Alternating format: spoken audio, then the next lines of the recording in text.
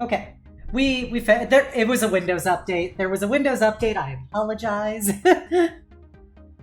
Welcome everyone. I hope you're all having a wonderful Wednesday. I'm so happy to see you all. What was I thinking? What was I twerking? I had a good day at work. Just kind of a it was a low-key day. Just doing lots of generic work stuff. I was gonna do a 40k lore talk, but man, I just have not been feeling want to do a 40k lore talk lately. So I said heck it and decided to do a read-along of a third-party D&D setting that I really, really like. So, hello Cyber Cyrus, hello Scarth Mahart, hello Music to Love, hello Master Fail. Be sure to check out Music to Love, by the way. She's an amazing artist and VTuber. She's been popping off lately and doing some all-star artwork. I'm leaning too far towards my camera. It doesn't like zooming in on me. Be sure to check her out. She's great. But yeah, so that's basically the deal. I didn't really do anything today. There is a big daddy long legs, well, I guess a small daddy long legs, walking on the wall to the right of me, but it seems to be moving in the opposite direction, so I think we're safe. But yes, so what is on the agenda for tonight? Well, first of all, gender is a social construct. Secondly, we're going to go do a deep dive read through of some of the high points, new classes, new races, etc. of the Privateer Press Dungeons & Dragons setting known as Iron Kingdoms, and their latest 5th edition version known as Requiem. So as a point of context, I've been playing things in the Iron Kingdoms world since 3rd edition back in the day. Yeah, sorry, I got my nose all runny. I just ate a lot of chicken with hot sauce on it. So back in the day, Iron Kingdoms was a D&D setting that was pitched for an adventure set called the Witchfire Trilogy. And from what I have heard, the original Iron Kingdoms was actually competing against Eberron to become like the next official Wizards of the Coast like role-playing game setting. And I'm gonna move my camera a bit. Okay. And ultimately, they lost to Eberron, which is, it is what it is. I love Eberron in its own right, especially if you come watch Eberron, Ashes the Last War, which is every Monday here on this stream, where I have the gayest party members ever. But yeah, so it lost. It's a steampunk arcana kind of setting. I always describe it as guns, magic, and giant robots. And so it also became a miniatures game known as War Machine / Hordes, which I played for many years. And it's got guns, magic, and giant robots is the easiest way to describe it. It also, if you attended my stream a couple months ago, where I did the read-along preview of Nightmare Empire, which was the preview of one of their latest Kickstarted works, you know the basic idea of some of this stuff. That one was specifically about the zombie mecha pirates portion of the world.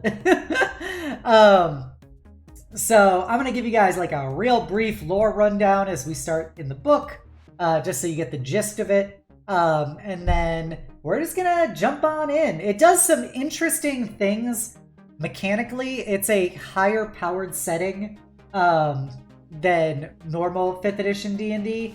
You can tell that by like the ways that the races themselves are designed, as well as the fact of, because there's guns in it, the way that they did guns do, I would describe, an obnoxiously high amount of damage. I would actually nerf guns if I was running an Iron Kingdoms game, because after seeing guns in action, they so wildly eclipse every other form of ranged combat. It's kind of like, why wouldn't I use a gun? Which I guess is partly intended by the setting, but I still think that having at least some potential variety is helpful. So, if you guys have any questions along the way, please feel free to let me know. Otherwise, we're just gonna dive right in. So, hop on over to a different part of the throne room in just a moment.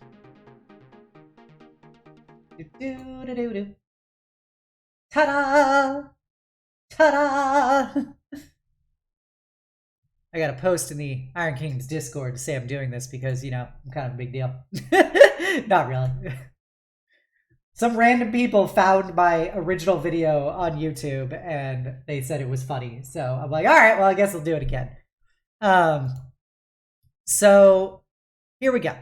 So you want a good vibe check for Iron Kingdoms? This is pretty much it. We got like a big mecha. We got like a rock and or critter. We got a train. This is a trollkin, which are like big Scottish troll people. We got a dwarf with a gun and goggles. You gotta have goggles. This is, after all, steampunk adjacent. Goggles are mandatory. And then we've got, of course, a greatcoat, because the only thing more steampunk, or just as steampunk as giant goggles, is greatcoats with an unnecessary amount of buckles. So, I played Iron Kingdoms originally when it was a 3rd edition and 3.5 setting, and I loved it. I've always loved it. And so when the 5th edition Kickstarter started, when I discovered it, I was like, I must throw money at these people and continue to do such until I'm satisfied. So this is going to be going through kind of the order of events. We got the Iron Kingdoms itself. I'm going to do a very brief synopsis of it all. I don't know how interested in lore you are. Clearly that's a typo. You're going to notice that in these books, there's a lot of editing mistakes that never get addressed. Also, I'm going to turn on some BGM.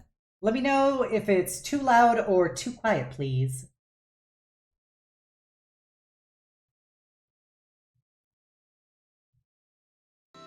Okay, let me know if it's too loud or too quiet.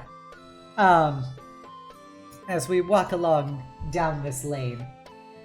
So, yeah, there's going to be a brief synopsis of the lore. These are the primary, like, nations of the setting. There's not that many. One of the things that's going to become evident is the setting is very cultural rather than, like, quintessentially fantasy. In all Aasimar knowledge, always. Well, I hate to tell you this, music, but Aasimar are actually, they're actually not canon in Iron Kingdoms. I'm sorry to tell you this. The way that the gods work in Iron Kingdoms is a little different than most settings. And the nature of the soul is also very different.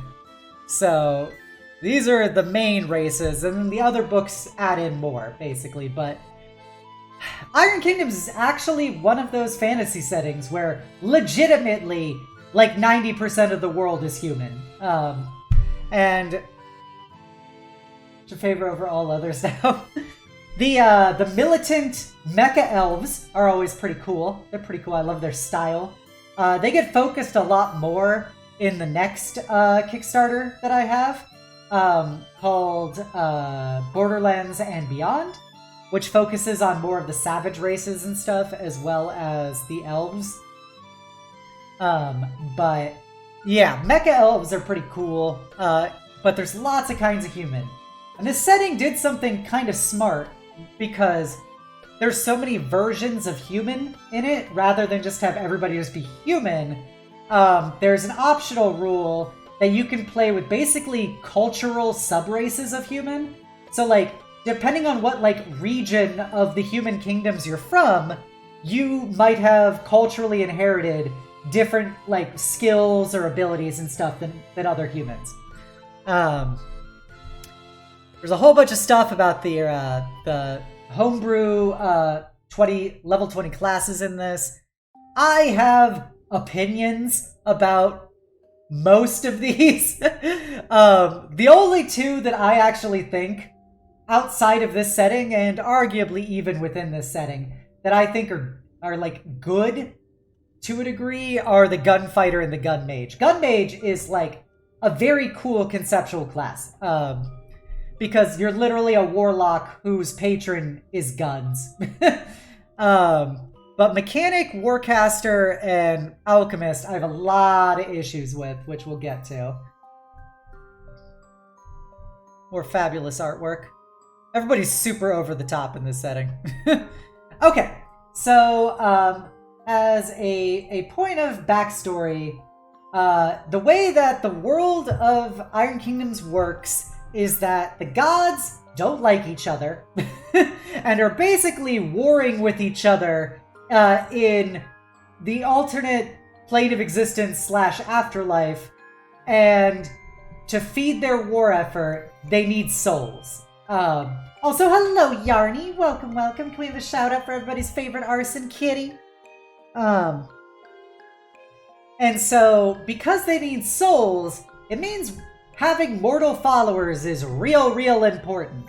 And depending on the lore, that also makes the gods fairly disinclined to want to heal people in the mortal plane, because, you know, if they heal you or bring you back to life, well, then you're not dead helping them out in the afterlife. So, the gods are kind of a dicks.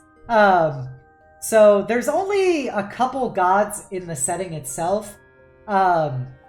There's basically the Earth Goddess, who's also the goddess of some of the more like nomadic races.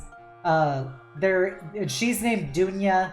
There's Menoth, which was the OG human god, who's the god of law, and he's kind of a psychopath when his mortal followers go about, you know, good old-fashioned burning mages alive and being religious fanatic terrorists and stuff. And he and his followers used to rule everybody up until they didn't. So one day during these like priest kingdoms that they had, there was this foreign culture of dark magic soul-nomming Vikings who invaded the world of all of the human kingdoms and stuff, and proceeded to conquer everybody, and were kind of assholes about it. And during their occupation, people didn't like being ruled over by them.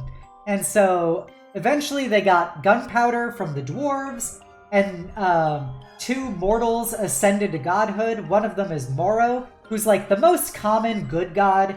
He's, you know, just kind of a god of generic good humanity.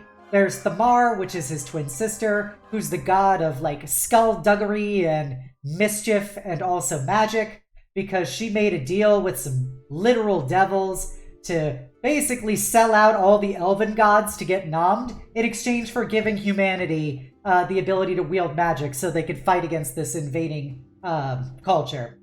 So one day, humanity built a big resistance. They built giant mecha.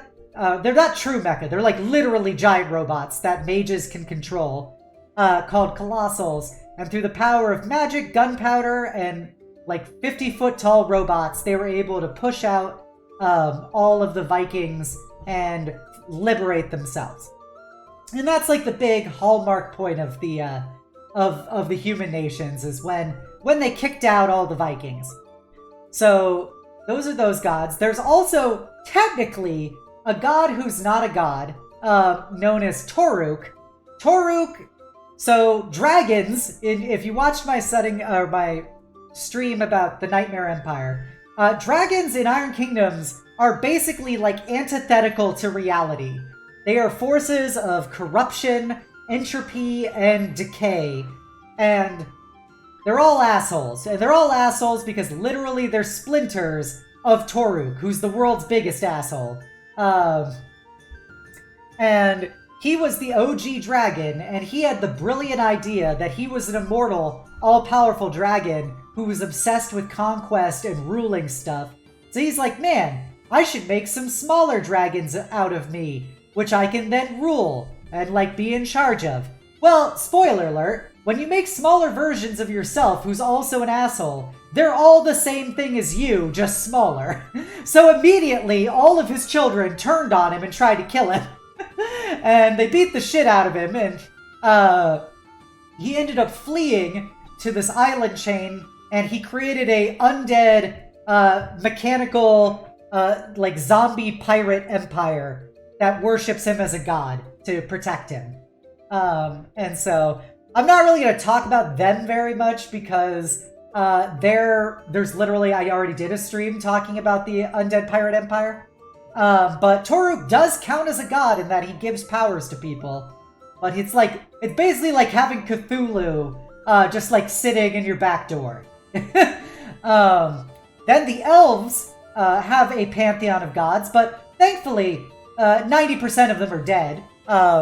Because way back in the day, the Elf Empire had the brilliant idea to bring their gods into the material plane, and in the process, the portal that they were using between reality and the elf realm detonated and killed, or it didn't kill them, it fucked them all up and made them start losing all their god powers and start dying. And eventually they went off on a journey. Demons from outside of reality ate most of them, except for the goddess of spring and the god of winter, who basically set up shop in their respective countries of elves and lived there dying up until they got murdered by a terrorist elf. Oh, hey, what was it? Hey, Pyrosaber, welcome, welcome. Can we have a shout out for Pyrosaber as well? Hello, Rosalia. Welcome, welcome. You're going to bed but want to say hi? Oh, I appreciate it, Rosalia. And we got a big Death Knight hug? Okay. Get your hugging utensils ready, everyone, because I'm coming in deep. And a 3, and a 2, and a brrrr. There you go. A big Death Knight hug from me to you. I hope you enjoyed it. Alright, so, in addition to that, there is the dwarves, who are, the dwarves. They're basically just steampunk dwarves. It's probably the easiest way to describe it. And they've got their gods, who are just kind of like old dwarves, basically. In my opinion, the dwarves have some really cool aesthetics, but are also one of the least interesting nations. But yes, there are Russians in this. So that's basically the lore of the world. There's 5 big human nations that all have warred against each other. There's literally a giant war just ended between basically the steampunk Tsarist Russia and the steampunk Britain and France. And it ended when extra-dimensional demons invaded reality and started killing everybody, and everybody had to team up in an alliance of friendship to fight them off. And they succeeded, but a lot of people died, and it was kind of a rough time. Okay. Speaking of extra-dimensional demons, such as... These are some of the aforementioned giant robots. This is literally a, paladin-controlled giant robot, and that is the paladin who controls it. We went over the cosmology of this. That's the evil, frowny-faced Vikings. I know that it's like a mouth, screaming, but you can't help but see it as it's a frowny-faced Viking. This is like an emoji. They literally put an angry emoji as their fucking national insignia. These are the riots because the people of Menoth felt like they were getting oppressed by the Morrowian majority religion, and so they had a big, terrorist uprising, and eventually they got, pseudo-independence. But now they all live in Africa. It's a long story. So just scrolling past more lore, the weird way the druids work in it. Druids are also kind of psychos in the setting. But yeah, another important thing, hello Ryan, welcome, welcome. So another important thing is that magic, unlike, for instance, Arcanum, which is a ye old game, where magic and technology are on opposite sides of a spectrum. In Iron Kingdoms, magic and technology are basically just two different scientific disciplines in the way society regards them. So their very technological system is based on magic tech. So like they've got like their giant robots are powered by coal, but they have like magic tech AI basically. They build magic tech gear like swords and armor and stuff that runs off of like fuel sources. They've got guns which run off of magic alchemy, etc. So magic and technology coexist in this setting. And one of its most iconic things are the Steamjacks / Warjacks, which are said basically battle golems with arcane AIs installed in them that get controlled by people to either do manual labor and or murder people. Said manual labor. Okay, so now we go to our main kingdoms of the human world. Signar was what actually I played in the miniature game, so I've got a soft spot for my British homies. They're generally considered the richest, most advanced out of all of the human nations. They're Britain. They're basically like a Victorian Britain, but with less democracy, but like more giant robots. And they're like the kind of quote-unquote good guys of the modern setting. They used to be kind of assholes when they were ruled by a really bad guy king, but so they're generally the most tolerant, most advanced, most wealthy out of all the kingdoms.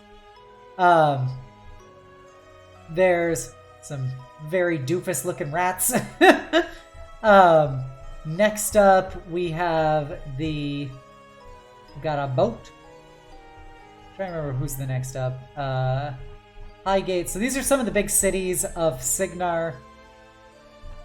Kador or Kador, depending on how you pronounce it. Apparently it's supposed to be pronounced Kador, but as a child I called it Kador, and so it will always be Kador to me, and I will hear no other option. Kador is Tsarist Russia, but like people actually like it inside of Russia. Yeah. I played War Machine Pyro as well.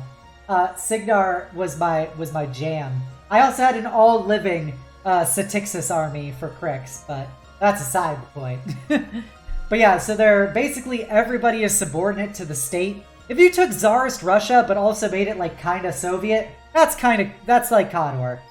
So they are generally poorer than Signar, but more militant, and they are like sworn enemies, and they've been fighting each other forever. And literally they were fighting each other during the last war, up until they had to team up to face evil demons.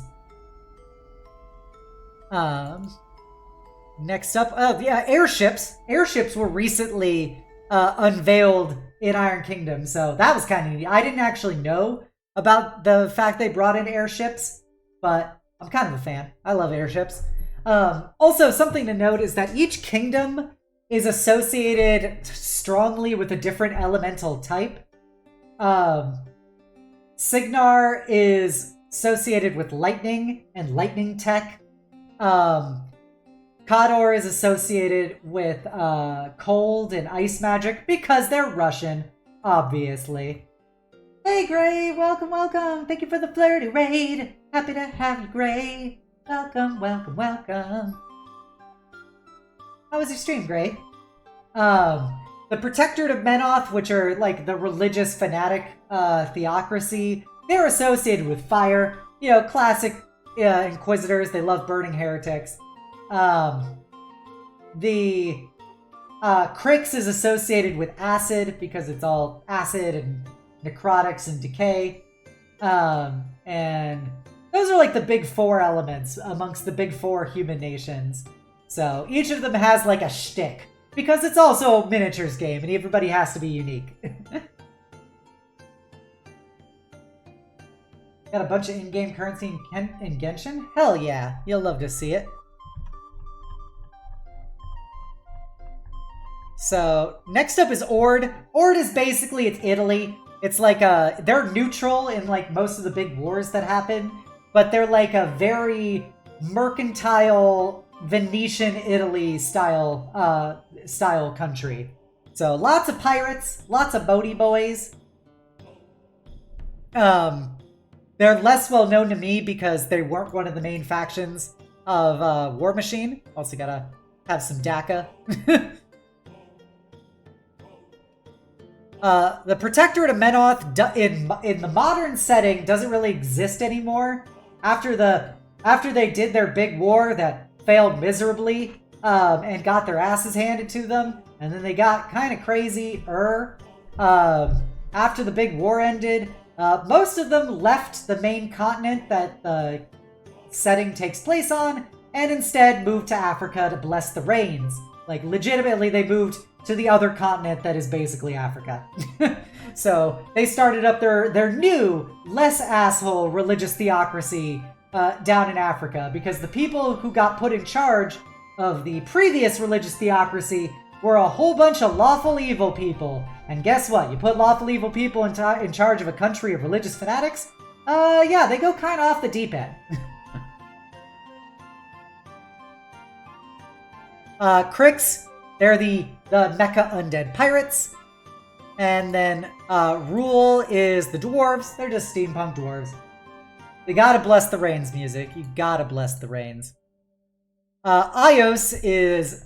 I'm gonna do another one of these read-alongs for Borderlands and Beyond, where we're gonna talk a lot more about Ios. But Ios basically is full of elves, and they're a bunch of mecha elves. So these elves have like really sleek, like force field magnetism armor and stuff, and big fancy magic guns and everything. And they have their own magic robots that run off of literal magic instead of coal. And they had this crazy idea that there was this fanatical terrorist sect of them called the Retribution of Syra, which Syra was one of their only living gods left.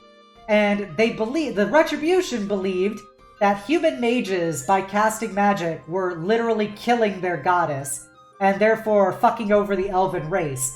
So they had this whole terrorist campaign where they were running around murdering human mages. And then they ended up convincing basically the government of the elves to join in on it. And they did, for their own political reasons. And ironically, it turned out the Retribution was actually kind of right. Because as I told you previously, Thamar, the goddess of like trickery and stuff for the humans, she literally made a bargain with extra-dimensional demons to dime out the elven gods to give humanity magic. So, yeah, you know, they weren't, like, totally right, but they weren't totally wrong either. And then, as will be discussed in Borderlands and Beyond, shit went down real bad for the elves at the end of the war. So, the elves have an even shittier situation now than they did then. Here's some examples of our mecha elves. These are the guys from the main government. Well, these are Retribution mage hunters. So it just gives you an aesthetic feel for them. And then Lale is basically France. They literally had like a French resistance to the Russians when the Russians conquered them during the previous war. And now they're back to being allied with Signar against any future efforts. By the way, hello Lab Coat Cosplay, welcome, welcome. Oh, totally, Cyrus. I thought it was cute. I thought it was a really cute concept. You want steampunk mecha pirates? Here you go. Okay, so I'm gonna have some water, and I'm gonna explain. Now we're getting into actual character stuff. Oh yeah, lab coat. The elves, a lot of elves go bald. Like, they shave their heads and they get, like, crazy, like, elf tattoos and stuff. So. I know it's very unusual to see elves without hair, but it's a thing in IK. So, with that, we come to... So, the one of the things that this setting did for races was instead of they provide like a racial ASI for most races, but to basically reflect a wider range of kind of characters from different races. Instead of choosing your racial ASI, for example, you could instead do an essence.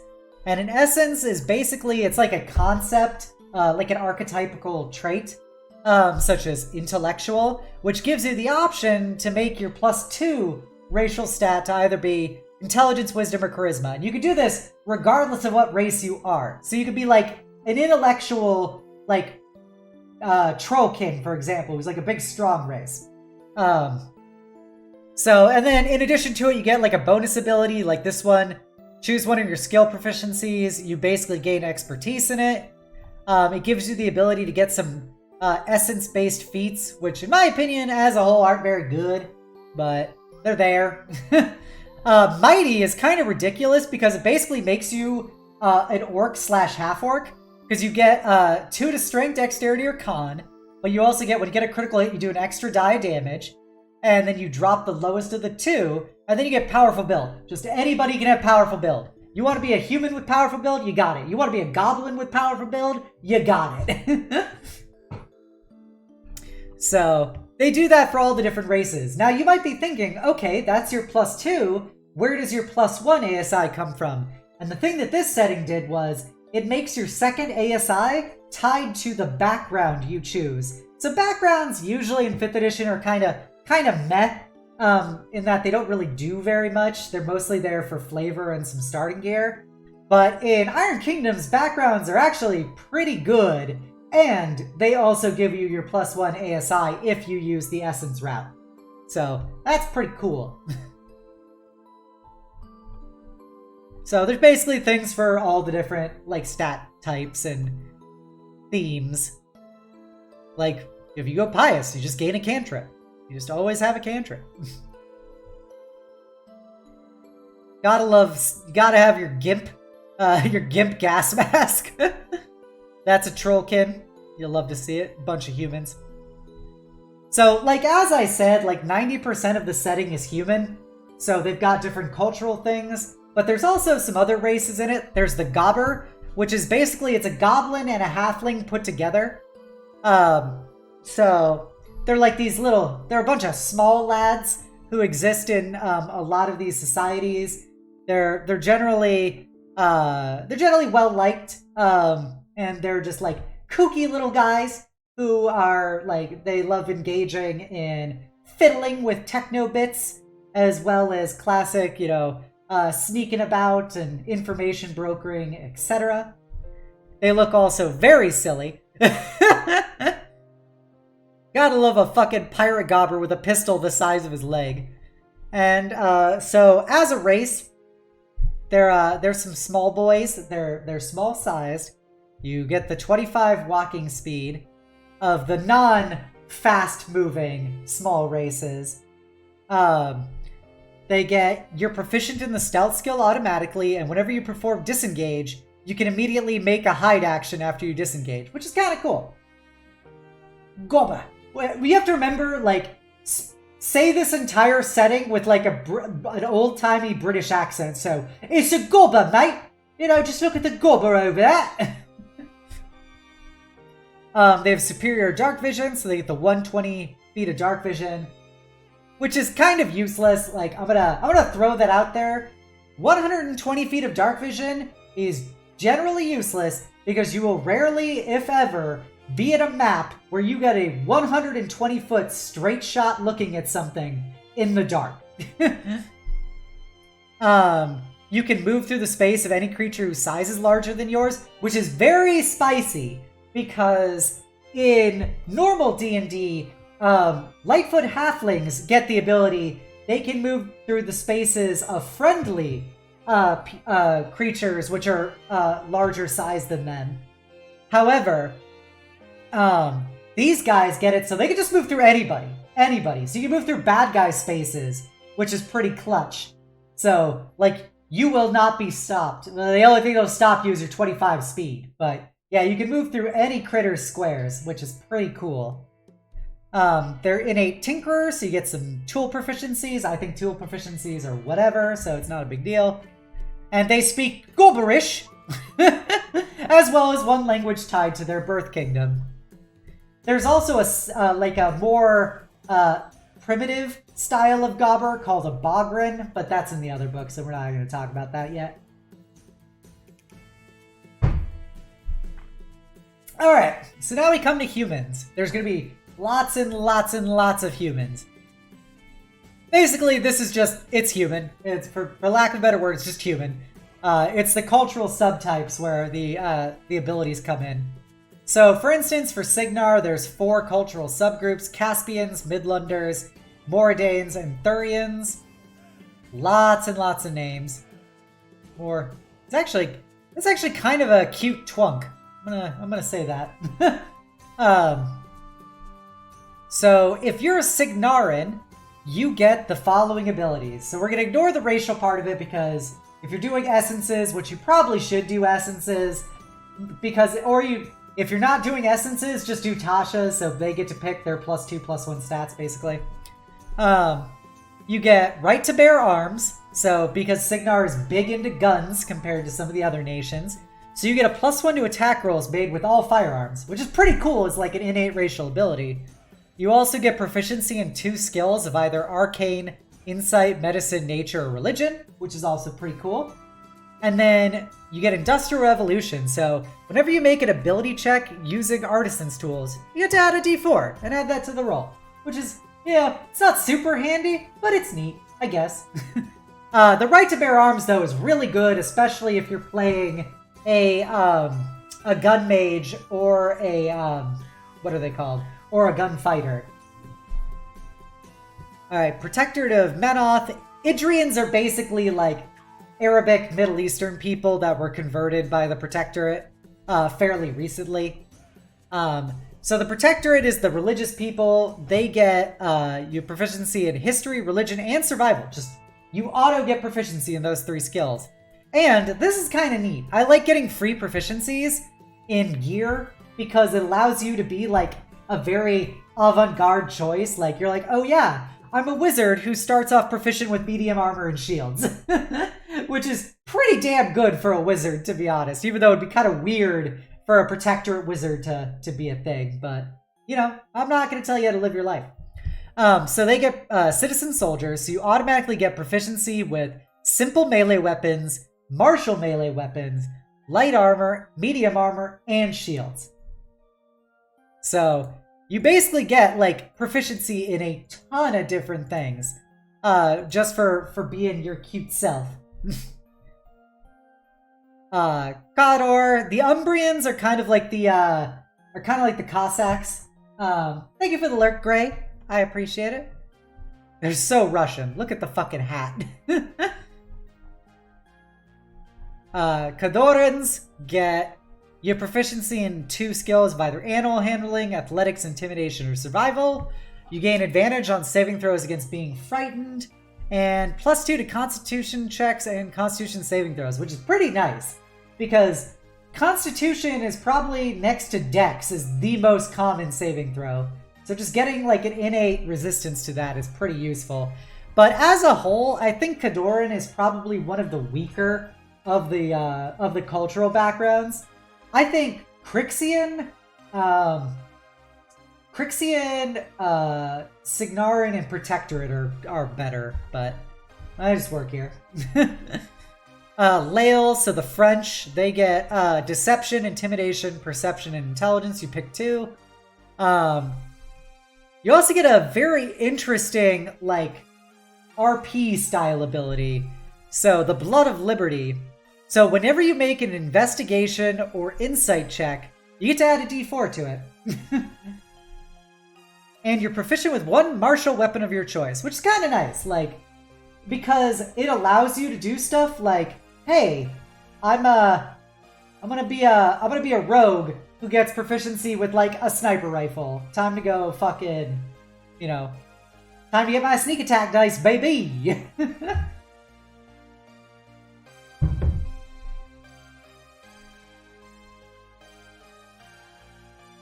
All right. the Ords, so these are the Italians. Very nautical oriented. They're so incredibly nautical oriented. So you get 2 of the following: acrobatics, athletics, performance, and survival. You have a swimming speed of 30, as long as you're not wearing medium or heavy armor. And you have proficiency with your choice of 1 waterborne vehicle and 1 set of tools. So you're just like, I know how to use a boat. I hope this ability comes up at least once in this campaign. Crix, so that's our mecha pirates with their weird hats. They get, I think, one of the best racials because it comes with resistance to damage types, which are pretty common damage types at that. So, Crixians, they're basically a bunch of undead-affiliated pirate humans. So, you get to have proficiency in 2 skills of deception, intimidation, perception, and stealth. You get a pirate's life, Scarth would appreciate. You get proficiency with a cutlass and simple pistols. And Touch of Blight. You have advantage on saving throws against poison and disease, and resistance to acid and necrotic. Which, in my opinion, just getting those resistances is really good for picking this race. Like, because in this setting, necrotic is also, like, an incredibly common damage type. Alright, so that's all the humans. Elves, here's an example of a spicy elf mage hunter using basically an elven Kasurigama. So the elves, they're kind of dicks. They love the letter Y, don't we all? So their abilities are kind of interesting because they're like normal, like D&D elves, except they have possibly like the single greatest ability for a combat character. So they're not as old as normal elves. You know, they age the same as humans, but they only live to basically be 300 years, which is opposed to D&D, which I think normal elves live to be up to 700 or something. So they're a bit more down to earth for that. You get classic, your medium, 30 feet, 60 feet of dark vision. You gain auto proficiency and perception. But here we come to the reason why elves are such a ridiculously good race for any kind of combat character. Martial Society. When you make an attack roll and roll a 1, you can re-roll the die. As you have to keep the new roll, obviously. So you basically get halfling luck, but only for, like, combat rolls, which, in my opinion, is pretty fucking good. Because you know how bad it is to roll a 1 in combat, and you also know how bad it is to, if you're playing with a DM who does critical failures, to roll a 1 in combat. So, having the ability to just auto re-roll that is very good, even if it doesn't come up super often. And you get proficiency with 2 skills or tools of your choice. So that's whatever. Getting more proficiency with skills, always good. So Iosians are basically the steampunk mecha elves of the setting. Nissians are the northern elves, who most of their race got wiped out by a dragon corrupting them and building a waifu harem, basically. It's a long story. But the Nissians are like fucking samurai ice elves. So they're all very pale with like blue eyes and black hair, like very chuny looking. And they have these things called a Nissian claymore, which is basically a big two-handed katana / nadachi. And they're not steampunk. They can be because you can do anything in the setting, but they're like old-fashioned rangers and shooting people with bows kind of elves. So you get proficiency with perception, you get proficiency with the Nissian longbow and the Nissian claymore, which are basically just like flat-out better exotic weapons variants of their normal types, which use dexterity, so they're like all finesse weapons. So like you could be using a finesse greatsword basically, and there is literally a subclass of fighter in Borderlands and Beyond, which is a Nissian elf using a finesse-based greatsword. And The reason why I said that dragon created a waifu harem is because in Nissian society, sorcery is practiced by women. So only women become sorcerers, and so when he was corrupting all the elves to make them draconic and to be his waifu, he recruited just so many hot elven sorceresses as waifu. I never thought about it up until right now, but yeah, Everblight the dragon, basically the original isekai isekai protagonist. He just gets sent to another part of the world, has to start off with nothing, and proceeds to build himself a harem of hot elven girls. And also weird abominations, but that's aside the point. They get, when you roll initiative, you always have advantage. Oh no, you can gain advantage on initiative once per day, which is pretty good. It's not like great, but it's pretty good. You have advantage on saving throws against being blinded, which is not super common. I guess it's more common in Iron Kingdoms because there are flashbangs in Iron Kingdoms. So you have like alchemical grenades, which can detonate and blind people in like an AoE. But Nissian is just not nearly as good a race as Iosian is, in my opinion. Oghren are big, super loyal ogre dudes who are also a bananas race based on the abilities they gave them.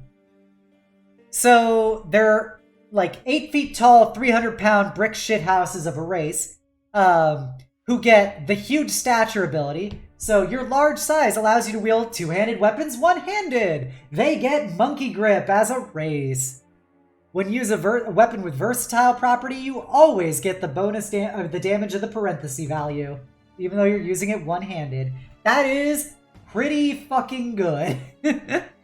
Because you could just one-hand a greatsword with a fucking large shield. There is debate, because it's technically not an actual rule. But there is debate that if you can use a two-handed weapon one-handed, you could use a larger sized weapon two-handed and do more damage, but that's not actually like an official rule. That would be a table rule. You get to choose if you want intimidation or persuasion. Powerful build. Obviously, you're the large size race. They gotta give you powerful build.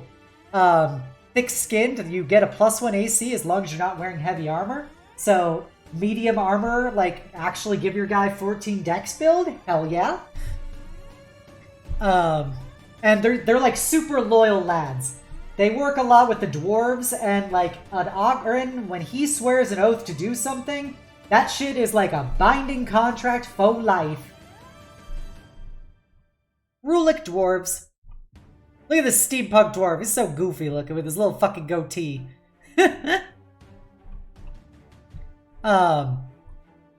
In my opinion, dwarf is kind of a terrible race. Just because the rule folk ability is so situational that I do not like it. So, unlike the humans, the elves, the Oghren I just described, rule folk actually are a subrace you pick of dwarf from the base 5th edition rulebook. So you get the base 5th edition rulebook dwarf abilities, all that shit. But you also get proficiency with carbines for firearms.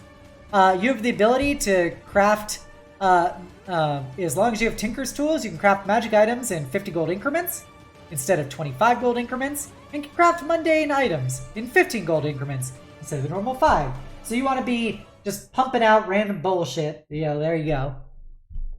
They also get Oathbound, so when performing a task related directly to a sworn oath, you receive a +1 on your skill checks.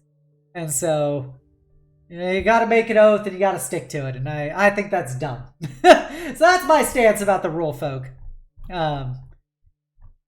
These are the Trollkin. They're basically like a tribal, Scottish, hippie race of regenerating people with spiky hair. Except it's not actually hair, it's like literal spikes growing out of their head.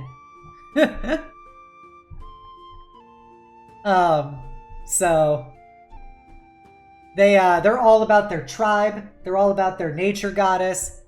They're all about being a big, loud, singing lad. They do caber tosses as literally a form of combat. They're very bard-oriented, and they're just big, beefy dudes. So you get proficiency in survival. You get ceaseless stamina, which is actually a pretty neat ability, especially if you are a frenzied berserker, for example, because they get to ignore up to 3 levels of exhaustion, which is pretty fucking good, because exhaustion is one of the hardest to deal with status conditions, because you basically can only get rid of it via sleeping. So by ignoring, like, you just flat out ignore 3 levels of exhaustion, pretty good, and then when you sleep, you replace, obviously, 3 hours of exhaustion for every 1 point you would normally. So, nothing keeping you tied down. You got dark vision, obviously everybody gets fucking dark vision, it's 5th edition. You regenerate, which is not like true troll regeneration, but it's still pretty good. So, whenever you're rolling a hit die, to regain hit points for a short rest, if you basically can re-roll a 1 or a 2. So it's not like super good, but it's not terrible. It's something. You have advantage on poison, disease, and resistance to poison damage. That's all very good. And then you get your sub-race. So the woodland trollkin, which is like the normal trollkin, they get non-magic difficult terrain within forest, doesn't slow you down. And additionally, you have advantage on survival checks to hunt game within forests. Pro strat, you don't need survival if you take the Outlander background. Heyo! Outlander background. I get food no matter what. I don't have to roll shit.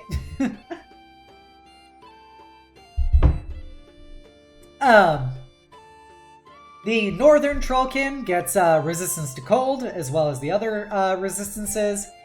And then Albino Trollkin are like the innate spellcaster Trollkin. And so you get to choose 2 cantrips from the Sorcerer spell list, and you cast them with Charisma. You just know them regardless of what regardless of what class you pick. Here we go, we got more mecha, we got guns, we got peeps. So now we're going to get classes and subclasses, and we're going to talk about my biggest fundamental problem with the philosophy of the setting itself, for like how they designed the 5th edition version of it, which is, it is incredibly crafting oriented. I am of the opinion that I do not like crafting mechanics in D&D. I don't think crafting mechanics as a whole in any RPG is fun, because I just don't find much interest in, like, building a character around, like, building shit. I'd rather be off adventuring, like what I want to do for my, escapist, role-playing game. So the fact that crafting is so integral to this setting, and for, like, a lot of these character classes, really grates on me wrong. Because, like, some of them it's like, yeah, you're useful because of how the setting is set up, but, like, you're basically making a character because the setting is requiring you to have people in your party who can build certain shit independently. So that's, like, I don't like crafting, and I don't like that a lot of these classes, like, are literally structured entirely around crafting.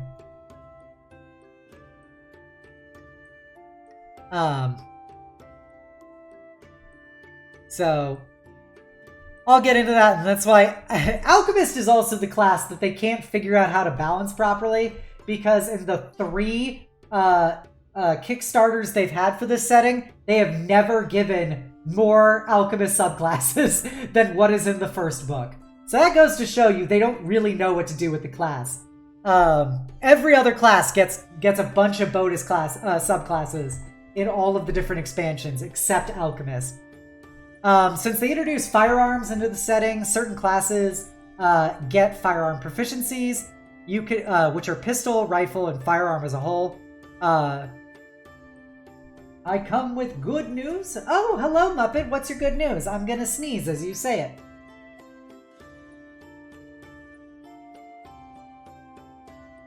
Achoo! Sorry about that.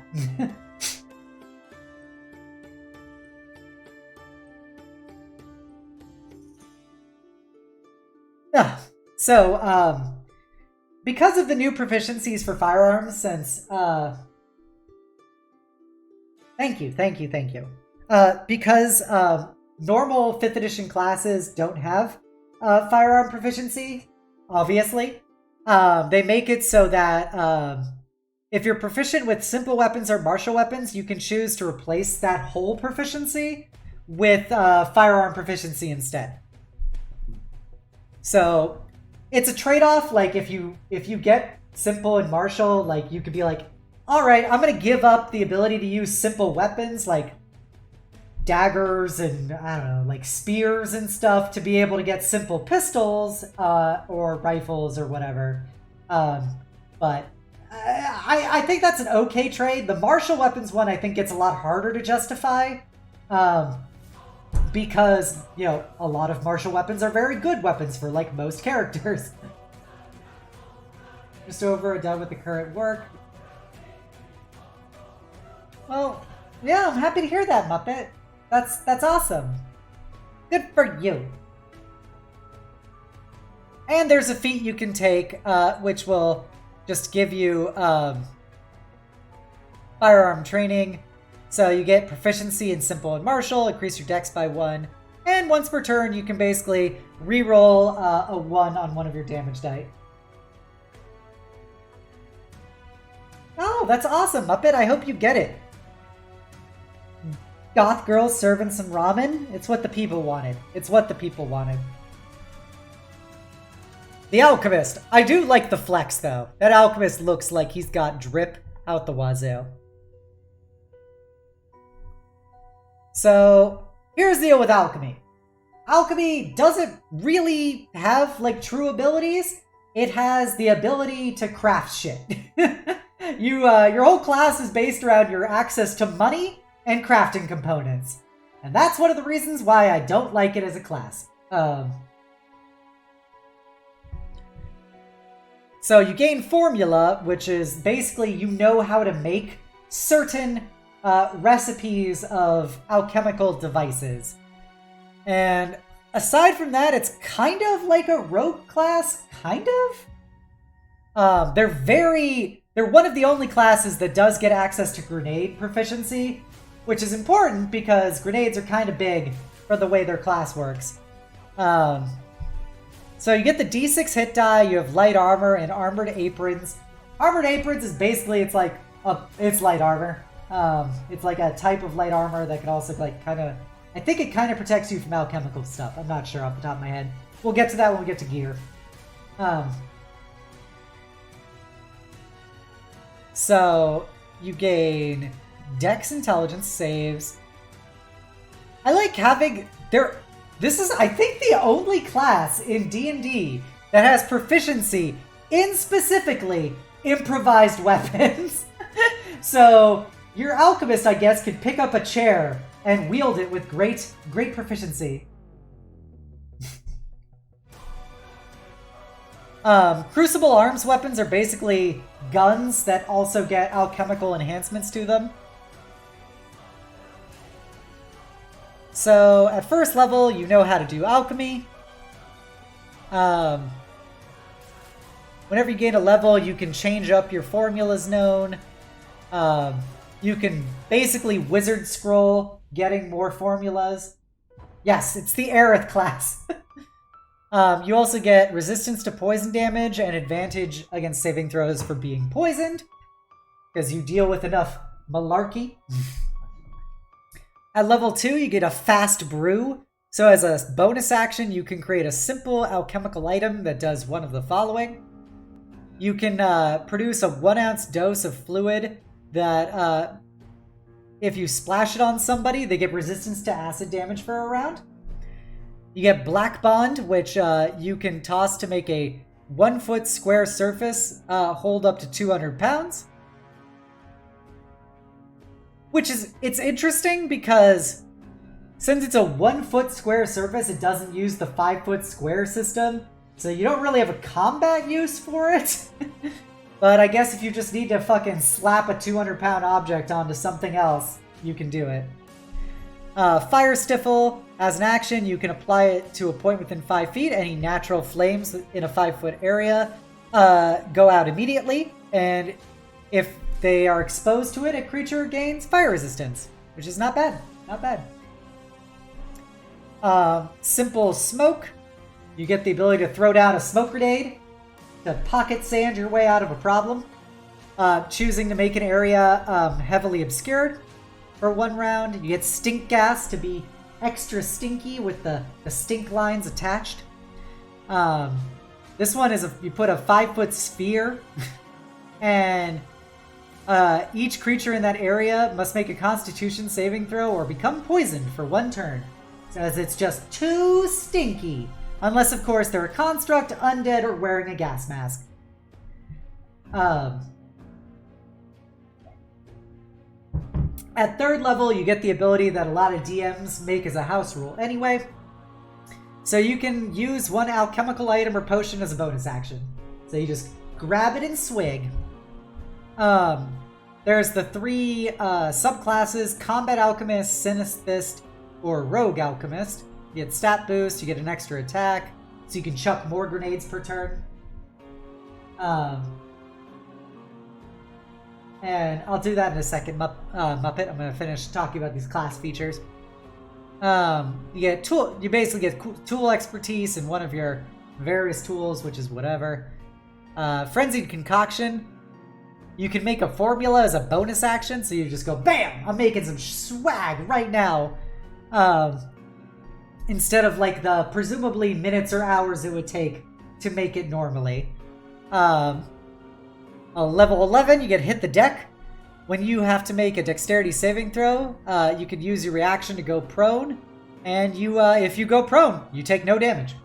Which is kind of neat when you think about it. You're just like, somebody chucks a fireball at you, you go prone. It doesn't matter what you rolled on your dexterity save. You're just like, nope, I don't take anything. It's evasion with extra steps. 15th level, you customize your items. As a bonus action, you can designate 1 creature within 60 feet. First time the target is exposed to one of your items or grenades, you can ignore one of the creature's damage resistances or force it to make saving throws with disadvantage, which is, I would say, okay. It's not that great of an ability, especially at level 15, but it is what it is. And at 20th level, you get a very garbage ability to get +1 to saving throws for any alchemical item affecting you. So, we're going to go through briefly the subclasses.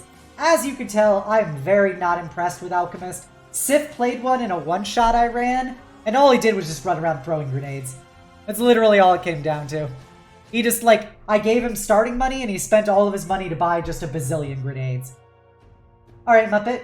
Oh, Muppet, I'm so happy you've decided to do this redeem. I want you to know that I'm saying what we've all been thinking. And that's that you, Muppet, yes you are such a good girl. You're such a good girl. And there's nothing that can change that. There you go, Muppet. So, Combat Alchemist is the more martial alchemist, obviously. It starts with combat. So at 3rd level, you get proficiency with medium armor and martial firearms, so you get a bit more firepower than your average alchemist. You also can increase the range of your thrown weapons and grenades, so by 10 feet, so you can chuck your grenades up to 30 feet away from you instead of, I think it's double your strength score normally or something for grenades. At 6th level, you increase the AoE of your grenades by 5 feet. In addition, you get to add your intelligence modifier to the damage roll, which is pretty good, because the class is very much oriented around throwing lots of grenades at people. So you doing more damage with those, I think as a fucking high explosive grenade does 40-10 damage or something on a failed dex saving throw. So, that's a spicy meatball with your presumably +4 to 5 intelligence modifier. 10th level, friendly creatures that can hear you have advantage on saving throws to resist the effects of your grenades. And in addition, friendly creatures in the blast radius have resistance to the damage caused by your grenades. So you really go out of your way to reduce your friendly fire capabilities. You also get, if you're lightly obscured, anybody has disadvantage on range attacks against you. So you throw down your smoke bomb, and you wear your, I don't know, gas mask goggles, and people have disadvantage to try and shoot you. I do like the 14th level ability. If you take a disengage action, you can just drop a grenade at your feet before you disengage. You're like, peace, bro! Wild Shot, as a... Whenever you take an attack action, you could use a bonus action to throw a grenade with a disadvantage. So you basically, at 18th level, could throw 3 grenades a turn. As you are just, you know, chuck, chuck, chuck, chuck, chuck. Synethist is the very potion-oriented alchemist. So they get the ability to make instant steroids. If you take it, you ignore the highest level of exhaustion you currently suffer for 1 hour. And if you consume it during a short rest, you also get to cure at exhaustion level. So it's just like a, you know, kind of neat stripping away of exhaustion. But I also think this subclass is pretty weak. 3rd level, anybody who drinks any of your alchemical items regains hit points equal to your intelligence modifier. Which is, I guess, kind of useful because while there's technically nothing to stop you from using healing potions, they're supposed to be not as common. Instead, they have these things called like healing drop, which basically lets you do a short rest where you can instantly heal yourself for a hit die. So hit die plus intelligence modifier from him can be useful. Brewmaster, you can reroll any number of dice when you use an item, so you can reroll all your grenade damage. Create additional items, twice the amount of items per one.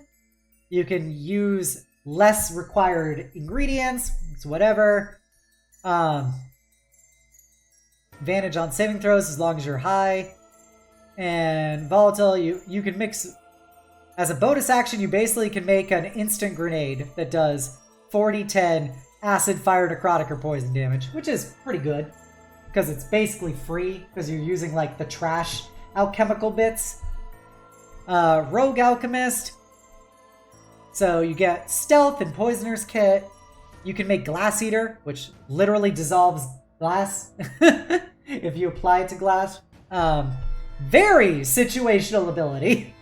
You can put this black goo onto your eyes or that of a willing creature to get dark vision for probably 4 minutes, which is not bad considering most people are human. You can find ingredients easier. You can be... you can throw alchemical waste at people to do damage, which is basically like a less good version of the other classes' higher level ability, but it's also a lower level ability. You can coat your weapons to deal extra damage equal to intelligence modifier, which is, that's a whatever, I think, at level 10. Especially because, like, as an alchemist, you're probably not going, like, melee weapon route.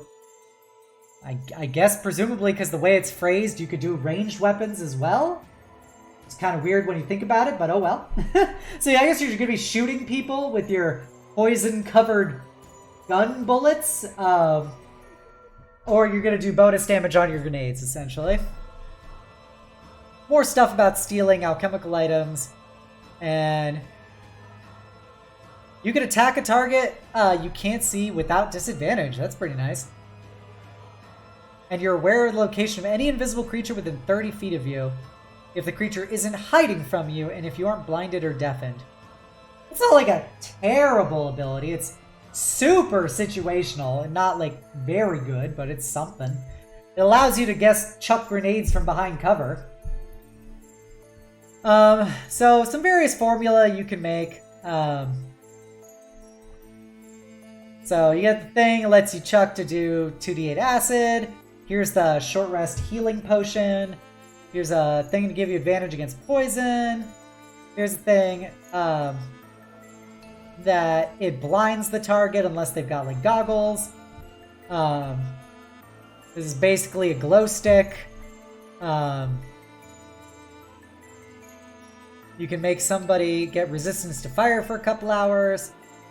You can apply a thing to heal just 1d4 hit points. Whenever you regain hit points. That's pretty good. That is actually pretty good. Because you apply that to yourself as your cleric or whatever is casting healing spells, and you'll always gain plus 1d4 HP, which is not bad. Get advantage on dex checks. Basically get some napalm. Uncommon one. You can chuck a very primitive grenade. You get a powder which fucks over incorporeal undead and stuff. You get some fear gas to make people scared of you. Mortomorphic elixir. This is fucking, you go straight, steroids. This is literally you pop in your alchemical PCP to gain advantage on strength checks and an extra 1d6 melee weapon damage. You got your love potion, your persuasion elixir. Yeah, the creature basically becomes predisposed towards you. Rust Agent is actually, I'm going to take a moment to address this because it's really, really good in my opinion, because it does something that is very rarely done in D&D by giving something vulnerability. Most things don't give vulnerability, so here's some example alchemical grenades.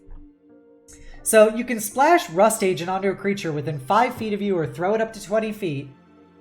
If you hit with a ranged attack, hey Vetricale, welcome. I'm doing good. We're just doing a read-along through this Iron Kingdoms book. So yeah, you throw it onto somebody. If you hit and they're wearing predominantly metal armor, they lose any resistances they have. So it's just gone, donezo.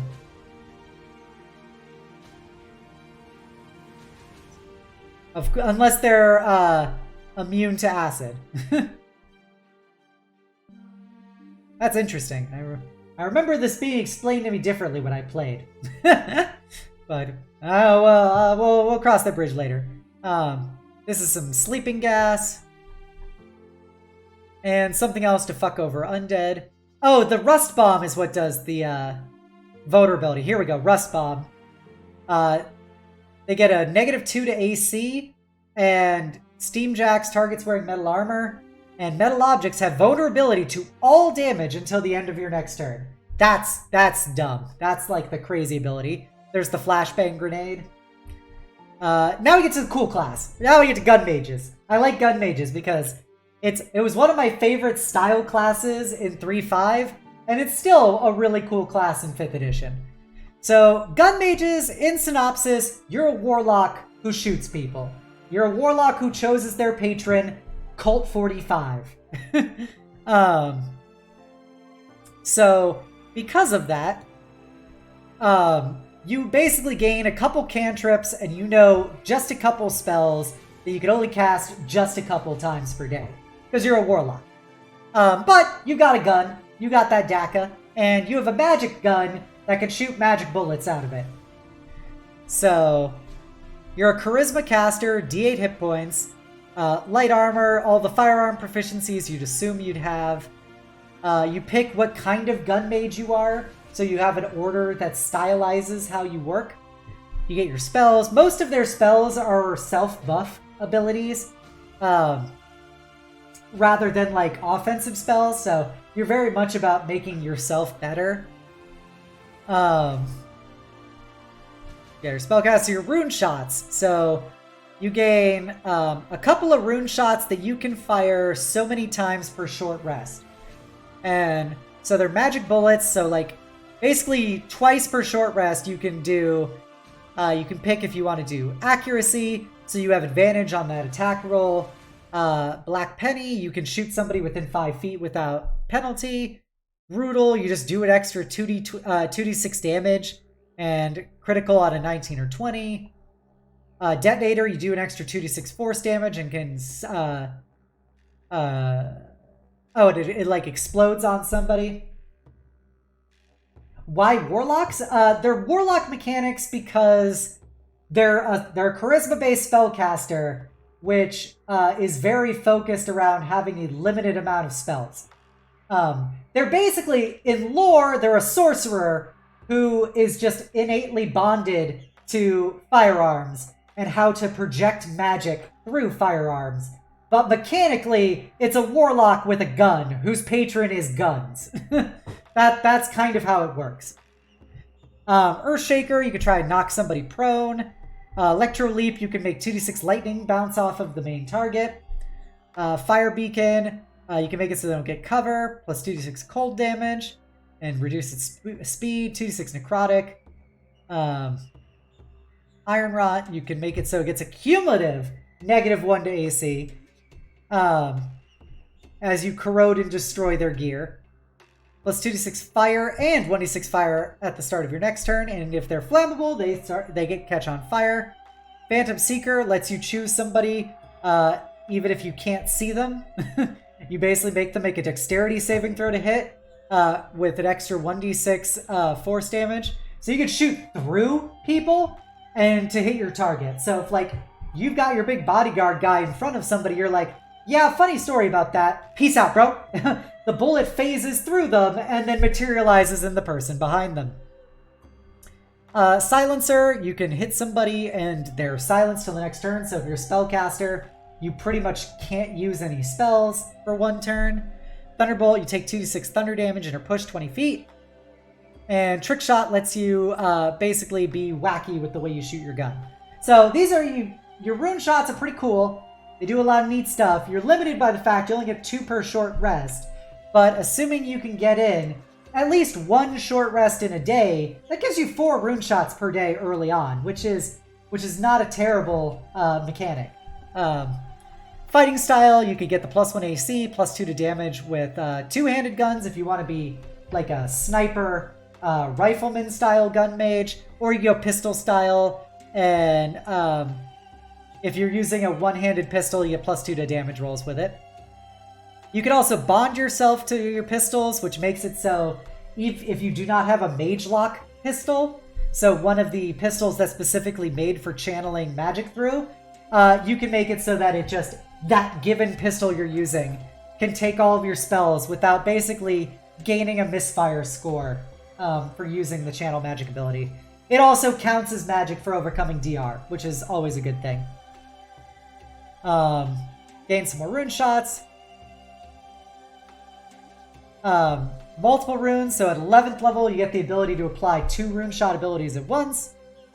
Arcane Precision, when you use your rune shot feature and fail to hit, you don't lose the use of that rune shot, which is okay. If you're at level 20 and you're missing ranged attacks, I don't know what to tell you, friend. I do not know what to tell you. So the 3 different orders you have to pick from is Arcane Tempest, where you auto gain an additional rune shot, specifically Thunderbolt. You can auto shoot people within 5 feet of you with pistols or carbines without disadvantage. Reciprocate, when an enemy misses you, you can use a reaction to fucking riposte them by shooting them once per short rest. Runesmith, you can basically, if you have control of a Steamjack or Warjack robot, you can channel your magic bullets through it. At 14th level, as a bonus action, you can give yourself True Sight. So, of your bonded weapon's normal range. Oh, so you have True Sight as long as something is within your weapon's range. So I don't care if you're invisible. I don't care if you're blurred. Whatever. I can see you. I can shoot you. Additionally, you do 3d6 extra damage on the first rune shot you make during your turn, which is pretty good. Once per short rest. Order of the Thorn. These are the former French resistance gun mages. They automatically get the silencer shot. They get ambusher. So whenever you roll initiative, you have advantage, which is really, really good. And additionally, during your first turn of combat, you can make an attack and then dash or hide as a bonus action afterwards. At 6th level, Martyr of the Resistance. When you make an ability check or saving throw, you can use this feature to spend one of your hit dice and add it to your roll. You can do this after seeing the additional roll, but before you know if it succeeds or not. Which is kind of whatever, so it's like, okay, I failed my saving throw, I get to add a d8 to it after I roll, which, you know, could be nice, could be not. I don't know if that's worth a once per short rest ability at 6th level. Yeah, I don't know. Slayer of Tyrants. Pick a creature. First, each turn you hit a creature with a rune shot attack, deal an extra 1d10 force damage, and they can't benefit from any damage resistances against the attack. That's actually a pretty cool ability. Sorry, I was cleaning my lenses. Because you're just like, no, I don't care what resistances you have. I'm shooting you, and you're taking it, and you're gonna take it hard. On the same note, most common resistances are, for being shot with a gun, would be resistance versus non-magical weapons, which is kind of not important when you're firing a mage lock weapon or a bonded weapon, because they will automatically count as magical for bypassing damage resistance. So that, I think, is probably not a very good ability in context, just for how damage resistance usually works. Lone Gun gets the Trick Shot ability. They get Wild Shot, so when you make a ranged attack with your firearm, you can expend a Gun Mage spell slot to enhance the bullet by doing plus 1d8 damage per spell slot used, and you roll a random elemental type.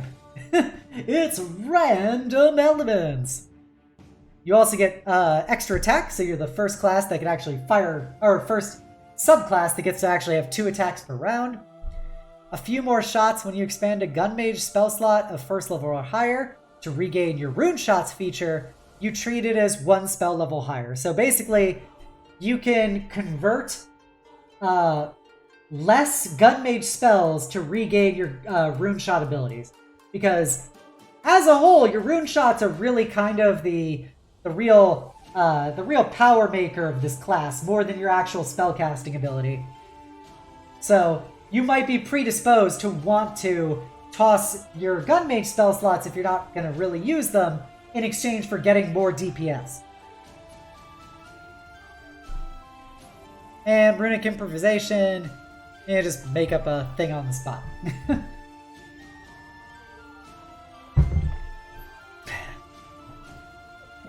Okay, next up we have Gunfighter. So Gunfighter is, you're basically a shooty fighter.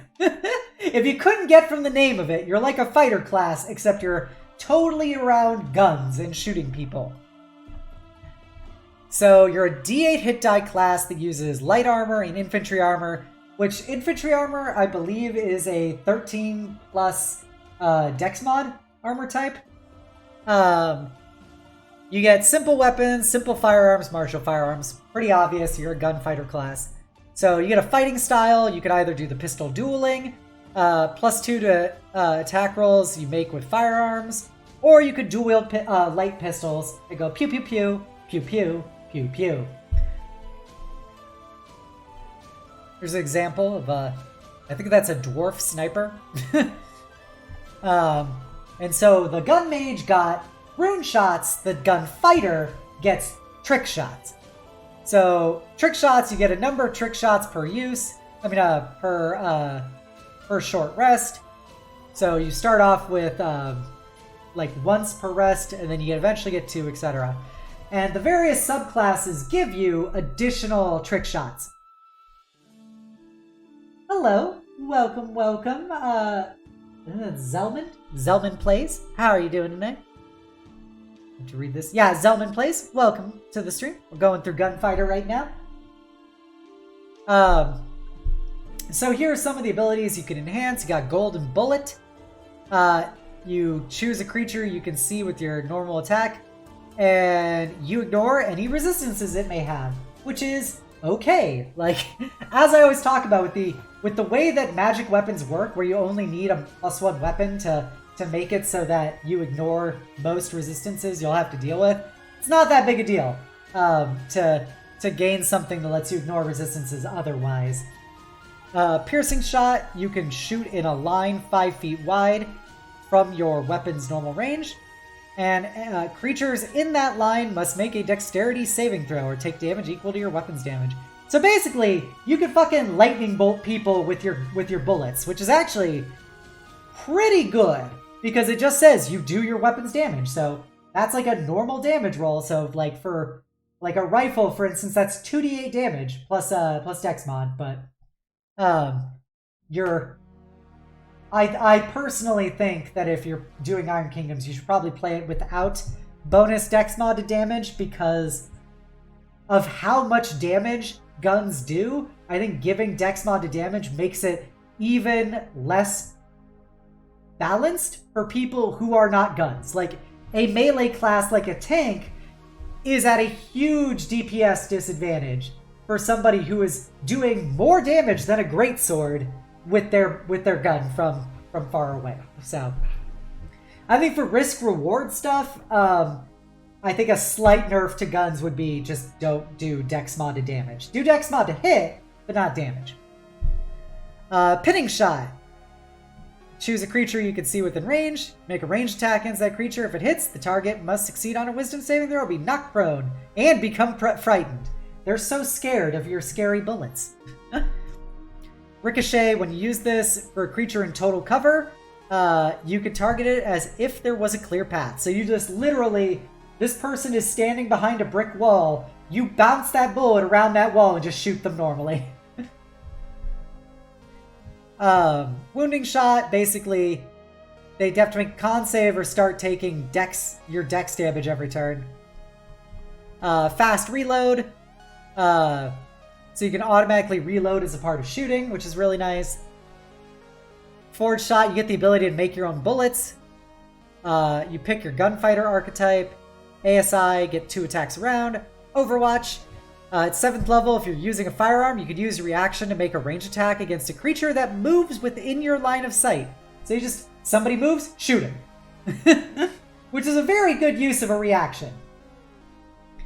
Especially since you're already auto-reloading as a part of firing your weapon because of your fast reload ability at level 2. Fast reflexes. You have advantage on dexterity saving throws against effects you can see. Additionally, when an attacker hits you, you can use reaction to have the damage against you, which is not bad. Not bad. That's basically like you're an off-brand rogue.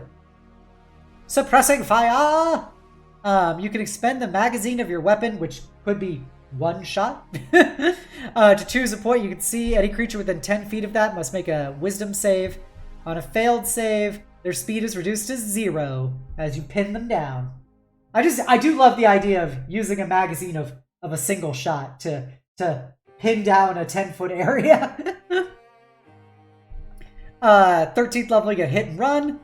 If you shoot somebody, you can immediately move distance up to your speed. So if you're a normal human, that means as long as you hit somebody each turn, you can move 60 feet a turn, which is pretty nuts. Low profile, you basically upgrade cover. 15th level, your weapons get farther range, which I think is useless because their ranges are already big enough for your probably most battle maps, so that's not a very big deal. At 20th level,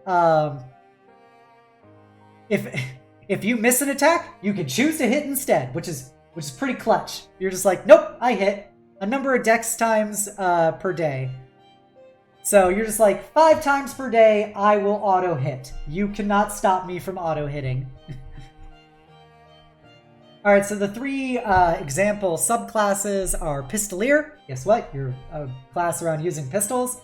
In a one-shot I did, a guy made a human Pistolier with dual repeating pistols, so he was literally dual-wielding revolvers, and he modeled himself off of, like, Billy the Kid.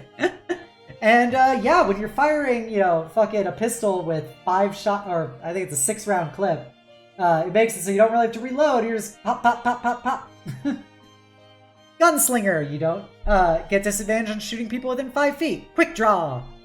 You get your wisdom modifier to your initiative, and you can draw or stow 2 pistols when you would normally only be able to do 1. Additional trick shots. Return fire. when you're targeted with a ranged attack before the enemy makes the ranged attack, you can use your reaction to make a ranged attack against the creature, and if you deal damage to them, the creature makes its ranged attack roll with disadvantage. Alright, thank you for coming by, Snark Exchange. Go bully SK. I'm so happy to have you. Definitely go check out the Snark Exchange. They're a great group of streamers. So I like Return Fire. You're like, oh, are you trying to shoot me? Fine, bro. I will use my reaction to shoot you first. And if I hit you, you have disadvantage to shoot me. And then Snipe. If you have disadvantage for shooting somebody past your normal range, you don't. That's, in my opinion, a lesser used trick shot, because I don't think that's super useful, especially for a pistolier-oriented person. You're probably going to be within 30 feet or so of your target if you're dual-wielding pistols. Chain Shot. When you perform a ranged attack against a target you've already hit with the ranged attack, you get advantage, which is pretty good, especially because you're most likely going to be dual-wielding for this class, and then you're making your extra attack at that point, so you're hitting 3 times. As long as you hit with that first attack, your next 2 are going to be at advantage, which basically will highly predispose you to hitting them a second and third time. Especially if you're an elf who rerolls 1s on attack rolls. Barrage, 17th level. When you make an attack action on your turn, you can choose to fire a barrage with a single pistol or rifle. I like that they say pistol or rifle when this is the pistolier class. Like, ah yes, I went pistolier. Time to use my rifle. As part of the attack, you can make an attack roll against a number of creatures you can see within 30 feet of you, equal to the number of bullets in your weapon's magazine. That's kind of cool. Like, if you've got the repeating pistol, you're just like, bam, bam, bam, bam. I could shoot 6 people within 30 feet of me. Time to equilibrium this shit. Sharpshooter, crack shot. You can ignore half cover and you don't have disadvantage on perception checks for obscured areas. Steady aim. If you don't move, you can make a ranged attack with a rifle at long range. You don't have disadvantage. That's so situational, because if it was just you don't move, you have advantage on your attack roll with a rifle, cool. But no, it's attack roll with a rifle at long range, you don't have disadvantage. So you already have to be shooting at somebody farther than your current range. Prone shooter, while you're prone, you do not have disadvantage on attack rolls when you make with a rifle. So you get all of the ranged defense abilities of being prone without any of the offensive debuffs, which is pretty good. Dual shot, you can do as a trick shot. You can fire 2 shots against the same person. Unfortunately, you can only do this once per attack action, so you can't be using your extra attack to shoot somebody 4 times in a round. Disappointing, I know. Targeter, you can study a creature and make a DC check. If you succeed, you roll 1 extra die of weapon damage against that target. Neat. Once per day. That's, like, not very good. I don't think, like, a single extra D8 or whatever that does require you to also make a check is worth a level 11 ability. Sniper! 17th level. When you hit a creature with a ranged weapon attack, choose a fucking option. Headshot. Boom. Headshot. Boom. Headshot. My hands are shaking. My hands are shaking, but I'm still shooting. Still getting headshots. It's like boom, headshot, boom, headshot. Alright, so as long as you shoot somebody, they get stunned if they fail a con save whenever you hit them. Which at 17th level, you're probably shooting people pretty good con. Not gonna lie. Crippling shot. They have to make a con save or their speed is halved and has disadvantage on dexterity saving throws. That's probably more useful. Yeah, probably more useful. The thing that I don't really get about these abilities is it's add your wisdom modifier to the rolls, and mind you, this is a dexterity-based class, so you're like implicitly asking them to also have good wisdom for a 17th level ability, and I think that's kind of silly, because this is the only like ability for the class that is based around you doing wisdom saves, or wisdom checks. Aside from the insight check, but, you know, that's whatever. Commando, you get proficiency with martial weapons and grenades, as well as stealth. And if you already had stealth proficiency, you get expertise. You get a +5 bonus to all passive perception, which is pretty nuts. Like, having a +5 to just passive perception, where if you go, like, I took proficiency in perception, you're going to assume, we're going to say you're 3rd level. So let's go with a proficiency bonus of 2. We'll say you have a wisdom of 1. So you have a base passive perception of 18. Somebody has to roll more than an 18 on their stealth check to actually just, like, sneak up on you just for you walking around living your best life. And you get +5 to initiative. If you hit a creature with a ranged weapon attack and the creature has not yet acted that round, you do +1d6 damage. Not bad, which scales as you get higher level. Yeah, fucking Wolfwood from Trigun, the high wisdom gunfighter. At 6th level, you can combine your ranged and melee into one attack. Once per turn, after making a ranged attack against a target you can see, you can use a bonus action to make a melee attack, which is kind of whatever. I don't think that's a very good ability, but that's just me.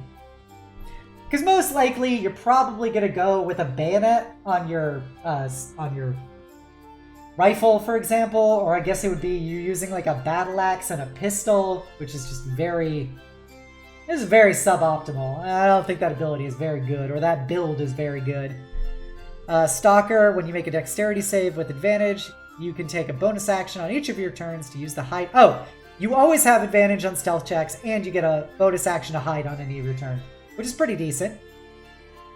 At 17th level, you gain some, like, command abilities, so you could either choose at the start of your turn that if your attack misses a target, you basically can contest their notice check for it.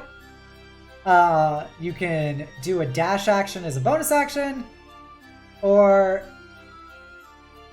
the sabotage. Your first range attack against an object, structure, or vehicle deals double damage.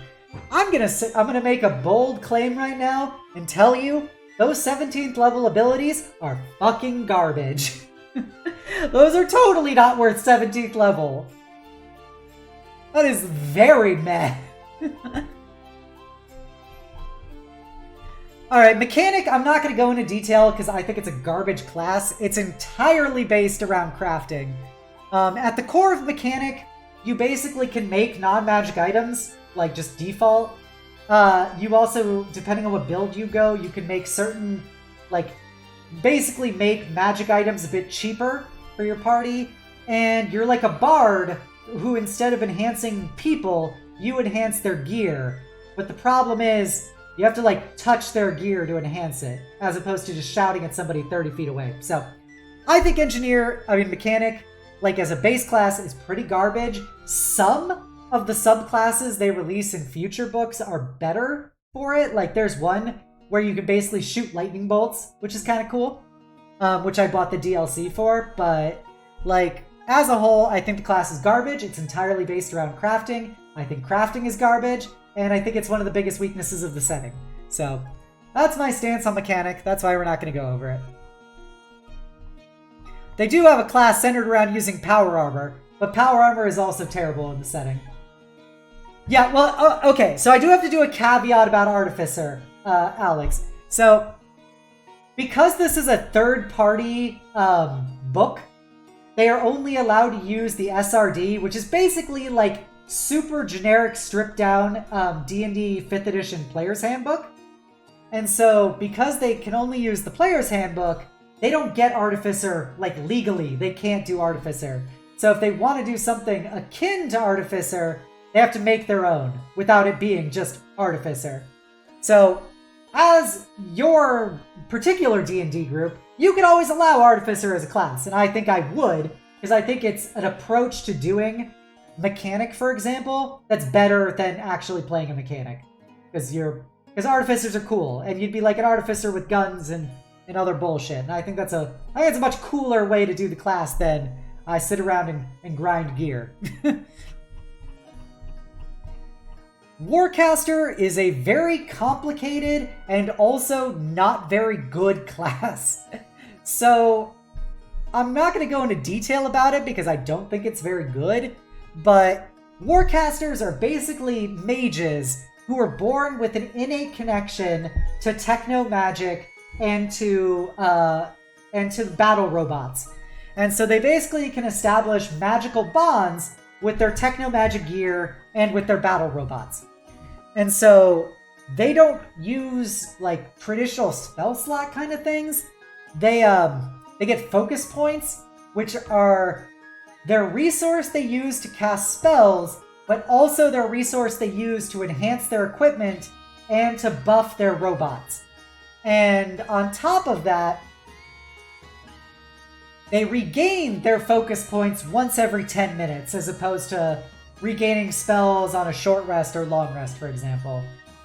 But the class is rather complex and very underwhelming.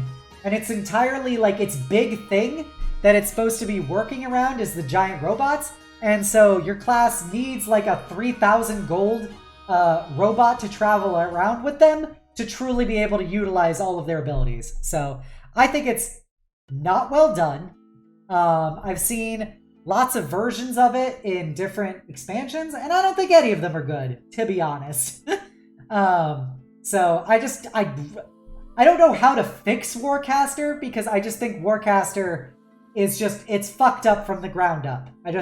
Every part of it I think is just not well designed. So that's Warcaster. Okay. So now we're going to go to some of the actual setting-specific subclasses. First up, we have a new Bard College for Trollkin specifically. But Iron Kingdoms makes it very clear that if a given subclass is racial locked, like it's, for instance, the Fell Caller is designed for Trollkin, it's a Trollkin style, you can still use it as a non-Trollkin. So they do that for all of the racial subclasses. So that's good, because racial locking things is dumb, and I will always say that it's dumb. So Fell Caller is like, you are extra spicy bard. You're a big boisterous bard. So you gain the ability to do Fell Calls, which is a special form of like bardic inspiration, where you could do this big effect where, as long as you're going, which is actually directly how a Fell Call sounds, you can maintain an ability that does one of the following. You could either do a Fell Howl, where enemies within 60 feet of you have disadvantages on being frightened and get -1 to their attack and damage rolls as long as you maintain the call. Quaking Call. Somebody with an AC of 15 or lower that are not being worn or carried take 1 thunder damage, and you can expend your bardic inspiration to increase the damage as you basically shatter cover and buildings and, I don't know, wagons and tanks, I don't know, all that kind of stuff with your gurgling sounds. Reveille, you can make it so that each friendly creature within 60 feet of you has advantage on being frightened or charmed, and they cannot be knocked prone. Yes, you gotta woo. That's actually the direct way to do a Fell Caller, is to woo. And if any creature was prone when you did your Reveille, they immediately can stand up. Stay Death. So this is actually kind of neat, because it makes so you don't have to do the emergency healing somebody. They get friendly creatures within 60 feet of you just auto become stable on your turn, which is pretty decent. At 6th level, you get Sonic Blast. You get to make a cone of thunder damage, equal to your a number of times per day for your Constitution, which is pretty cool. And it's so potent that it can actually penetrate spells that negate sound, such as silence. So they're like, haha, Bard, I silenced you. And you're like, oh, really? How about this, bro? Fuck you! As you Sonic Blast them and hopefully disrupt their concentration.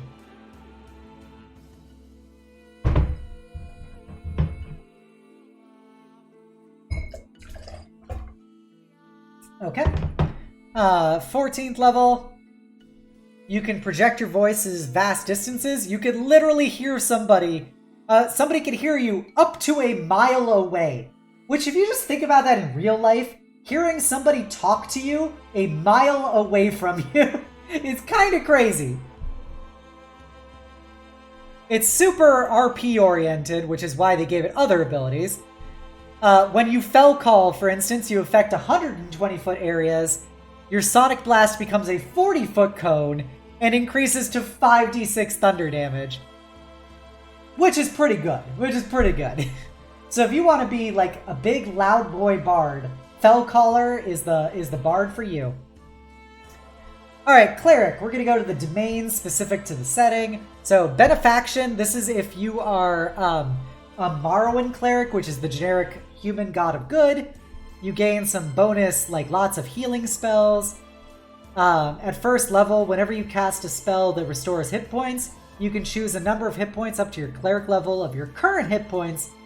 Or your current hit point total, whichever is lower, and you restore an additional number of hit points equal to that amount.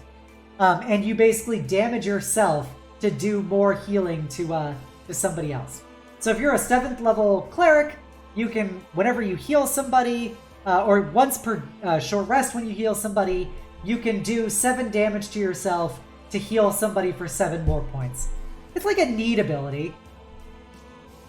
Empowerment at first level, when you use your action to touch a willing creature other than yourself, that creature's attack action, it makes 1 additional weapon attack as a bonus action, and it lasts for 1 hour or until the creature makes that attack. That's decent. Like, making more attacks, always good. Always good. And you get it a number of times equal to your wisdom mod per day, which is, so you're gonna get, between 3 and 5 times per day, you just pick somebody, they do an extra attack.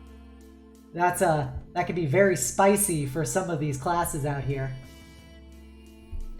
Channel Divinity, you have Hallowed Radiance. At 2nd level, your Channel Divinity ability. Hello, NASCarlo. Welcome. It's a different life domain, because this class is a bit more, it's less like I'm making a true healing class, and more of you're making a support class.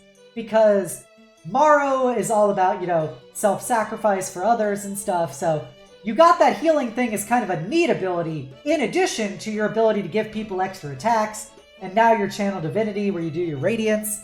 So it's like you got a bunch of different stuff for buffing people. So for Hallowed Radiance, as an action, you generate a pool of hit points equal to 5 times your Cleric level, and you can choose any creatures within 30 feet of you and divide those hit points amongst them. And for each creature, you can choose whether you restore lost hit points to the creature, or an enemy creature takes radiant damage instead. And you can only restore people up to half of their hit point maximum. So it's designed for people who are lower than half their HP to just buff them up, which is why it heals so very much. Because, when you first get it, you get 10 hit points that you can divide amongst all of your friends to just, heal them if they're below half health. Or you can blast people for radiant damage around you, which is pretty good. It's a pretty good Channel Divinity. Especially because it doesn't have a saving throw. You just flat out do damage. So you just go instantly, bam, you're taking 5 to 10 radiant damage. 6th level, whenever a creature under your empowerment, so getting the bonus attack ability, makes an attack as a bonus damage or bonus action, it also gets extra radiant damage equal to your wisdom modifier. Which is whatever. It's like not super big deal. So you basically are giving them between 3 and 5 bonus damage whenever you give them their extra attack. But also, they can make a number of attacks equal to your proficiency bonus. So the action economy of your buffs gets exponentially better. So we're going to use the example of you have a proficiency bonus of 3 and you've got 3 uses of empowerment. So if somebody gets an extra an extra attack per turn. I mean, per time you do empowerment. So you pick your fighter, you give him your 6th level empowerment ability. So now as a bonus action, he can make an additional attack to his other, 2 to 3 normal attacks. That bonus attack does plus 3 to 5 range damage. 3 to 5 radiant damage. And then he can do that bonus extra attack with bonus 3 to 5 radiant damage 3 times for every 1 use of your empowerment, which you have 3 to 5 uses of per day. So you have the potential to just keep fondling your fighter and giving him 9 extra attacks in a combat. Yeah, so this domain is very synergistic. It's very good when you consider it as a part of a whole team package. Divine Strike. It's classic. You do bonus radiant damage with your attacks. It's no big deal. 17th level, as a bonus action, when you use your empowerment feature, you can expend a spell slot of 2nd level or higher and choose a number of friendly creatures within 30 feet of you to also get the empowerment. So at 17th level, you get AoE buff. You just go, hey everybody, you all get bonus attacks now. So that's the God of Good. I think it's actually a really good subclass because it is just so synergistic with other people in your party. If you're a backline support person, just buffing the guy with the fucking, repeating rifle, you're giving them a lot of bonus attacks that are doing 2d8 damage a turn. So, pretty darn good. And I have some water before I get into Guile Domain. Okay, Guile Domain is the domain of Thamar, the goddess of basically tomfoolery. You gain a lot of debuff spells and damage spells, unlike the other cleric, which gets lots of support and healing spells. At 1st level, you love to see this. You love to see this, chat. What do you think would make a cleric better than just being a cleric? At 1st level, you gain Deception and Eldritch Blast. So you auto get Eldritch Blast as a cantrip. So your cleric starts with that real swag hours.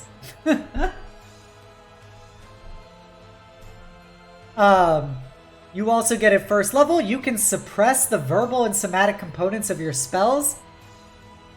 So, and you can make it so your spells don't produce runes. Runes is something very specific to Iron Kingdom spellcasting. Basically, every spell people cast creates big-ass magic runes around their hands. So, they're pretty obvious. But this ability lets you basically make it so that people can't tell that you're using verbal, somatic, or runic components to your spells. So that's pretty damn good. So you can basically people can't tell that you're spellcasting, which is very nice because this class is all around deception and trickery. So, being able to be throwing around healing spells and support actions and debuffs and stuff when nobody can tell that you're doing it is a pretty neat ability. Of course, if you're shooting a big laser beam of Eldritch Blast at them, they will see that. Channel Divinity, what you can't see. When you use your Channel Divinity, when you cast a spell that deals damage to one or more creatures, you can use your Channel Divinity to add your Wisdom modifier to the damage. Any creature you damage with the modified spell must succeed on a Wisdom saving throw or be blinded for a turn.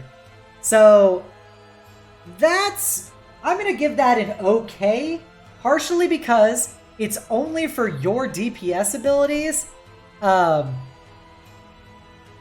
it's really only optimal in AoE attacks.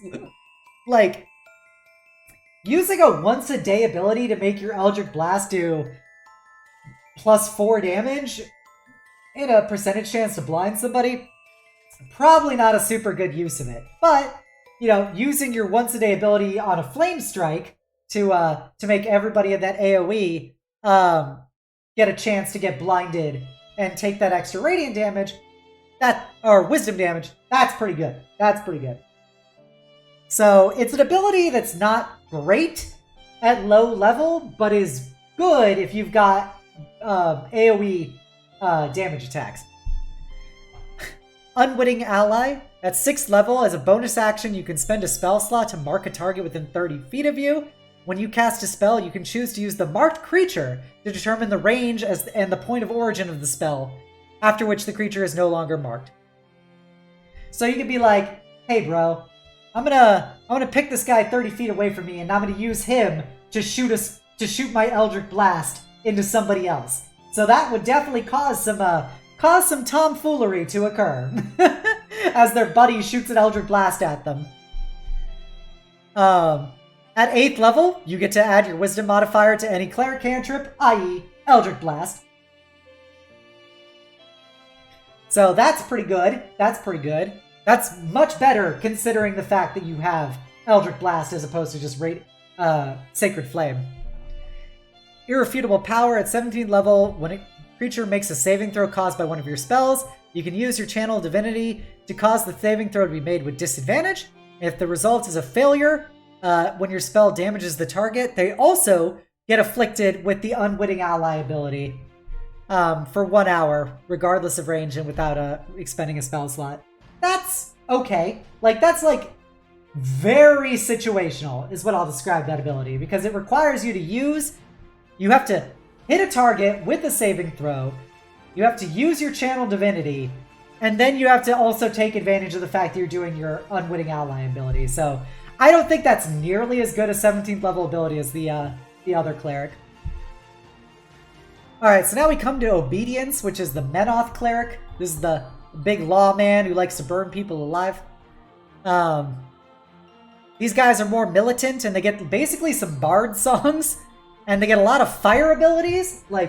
This gets a lot of spells that do fire damage, AoE fire damage, remove spells that are currently being concentrated on, removes debuffs that are currently on people. You just are very anti-magic for this type of cleric, which is good. Considering everybody in this setting has spellcasting, the ability to fuck with so much spellcasting as a cleric is pretty good. Pretty good. Bonus proficiency, you get Intimidation. Whatever, who cares? Hymns. At 1st level, you learn Hymns. As an action, you can sing. It affects friendly creatures within 30 feet of you. It lasts until you lose concentration. You can use it a couple times per day. The hymns you can do is sing a hymn, makes every creature of your allies get +2 to the first damage roll they make each turn. So, if you don't have any useful spells to throw out, just giving your allies +2 to damage each turn, pretty nice, pretty nice. Hymn of Passage. Whenever an affected creature takes bludgeoning, slashing, or piercing damage from non-magic weapon, it's reduced by 2. It's not terrible. It's not terrible. I wish it scaled. If it was equal to your proficiency bonus, I think that would be better. But, I don't know. It's an okay ability, but I don't think it's that good of an ability by itself. Channel Divinity, Lawkeeper's Rebuke. Each humanoid creature that doesn't worship Menoth or friendly to you makes a Wisdom saving throw. If it fails, it's immediately knocked prone and cowed for 1 minute. If a cowed creature makes a weapon attack against you, or one of your allies, it takes psychic damage equal to your proficiency bonus after the attack. So that, and it's for what, 1 turn or 1 minute? For 1 minute, that can be pretty decent. You basically AoE people. If they fail a Wisdom save, they're going to be taking 3 to 5 psychic damage whenever they make an attack roll that turn. For the rest of the fight, basically. That's not bad. At 6th level, you get additional hymns. You get any weapon attack made by an affected creature is considered magic. That's whatever. Obedience. Affected creatures are immune to being charmed or frightened. That's actually pretty good, because there's a lot of stuff around charming or frightening people that you've seen. So that's decent. Just doing an AoE, hey, I'm temporarily a paladin. Everybody's immune to being charmed and frightened. 8th level, you get Divine Strike. That's whatever. At 17th level, as long as one other friendly creature is affected by your hymns, you cannot lose concentration on a hymn. And it's whatever. I think the spells this class gets are really good, but I don't actually think the class abilities of this class are very good. Of this subclass. So that's my thought on it. All right, now we're going to get to some of the nuts subclasses. So first up is Battle Chaplain, which in my opinion is real good. It's real good as a fighter subclass. So Battle Chaplain is a fighter subclass, and it's basically you are an Eldritch Knight, except you're a Preacher Man. So you're like off-brand Paladin. So you gain access to divine spells that you can cast from the Cleric domain, basically, or the Cleric spell list. And you gain some abilities. You gain Religion proficiency, obviously. At 3rd level, when a creature targets you with a spell attack, you can use a reaction to gain a bonus to your AC equal to your Wisdom modifier against enemy spell attacks. And if the enemy spell attack causes a saving throw, you make that roll with advantage. That's pretty darn good. You basically say, hey, I'm going to do a reaction to gain advantage on my saving throws, and or give me plus, we're going to say, like, 3 to my AC for my Wisdom. So that's a pretty neat ability to just always have, as using a reaction. At 7th level, you get Battle Prayers. Whenever you use a spell to restore hit points to a creature, you can bonk somebody as a bonus action, which is pretty good. You're like, cure wounds, bonk. Cure wounds, bonk. Spellbreaker at 10th level. When you hit a creature with a melee attack, it has disadvantage on Constitution saving throws to maintain concentration. And if you cause a spell to end in this way, you regain a spell slot, which is pretty good. If you're fucking with other spellcasters by them letting a fighter get into melee with them, they're not only going to be losing any upkeep spells they have, you're also going to be regaining your own healing and self buffs. Rise Above, 15th level. Friendly creatures in 30 feet of you can add your Wisdom modifier to their death saving throws. And a roll of 1 on the 20 does not count as 2 failures.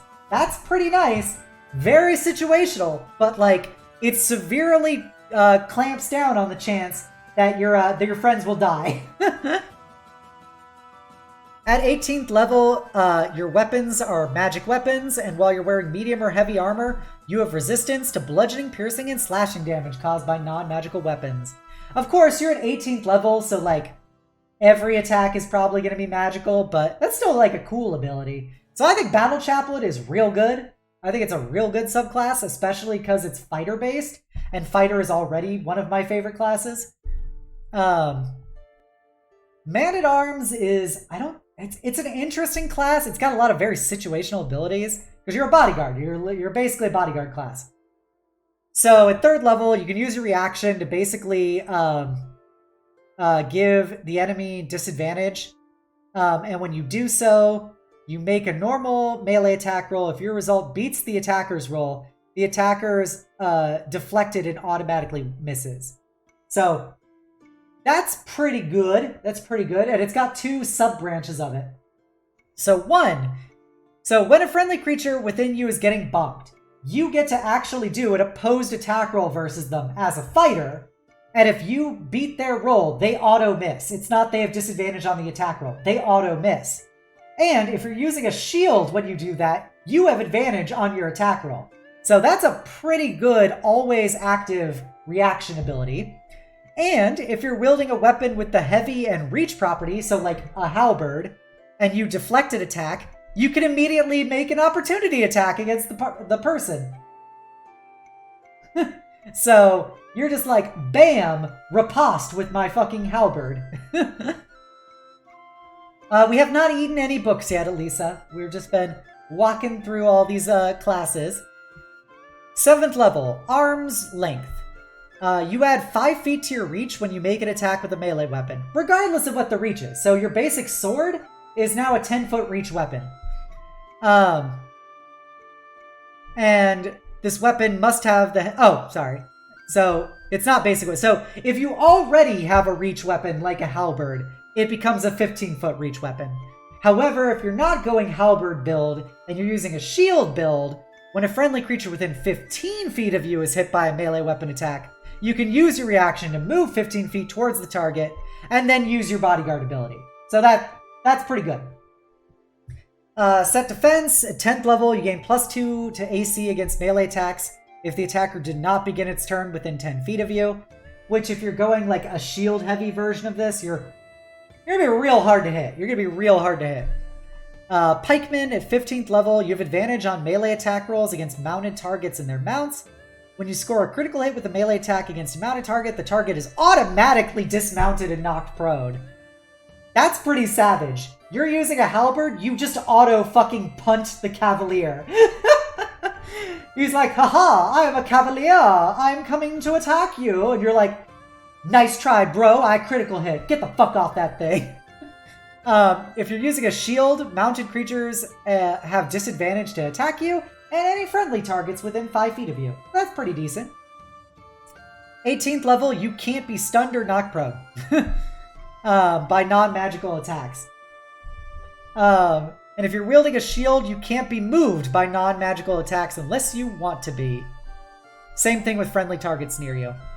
So, Storm Knight is a bodyguard, I'll say it's a pretty cool, it's a very flavorful, very good class for its very specific role as a tank.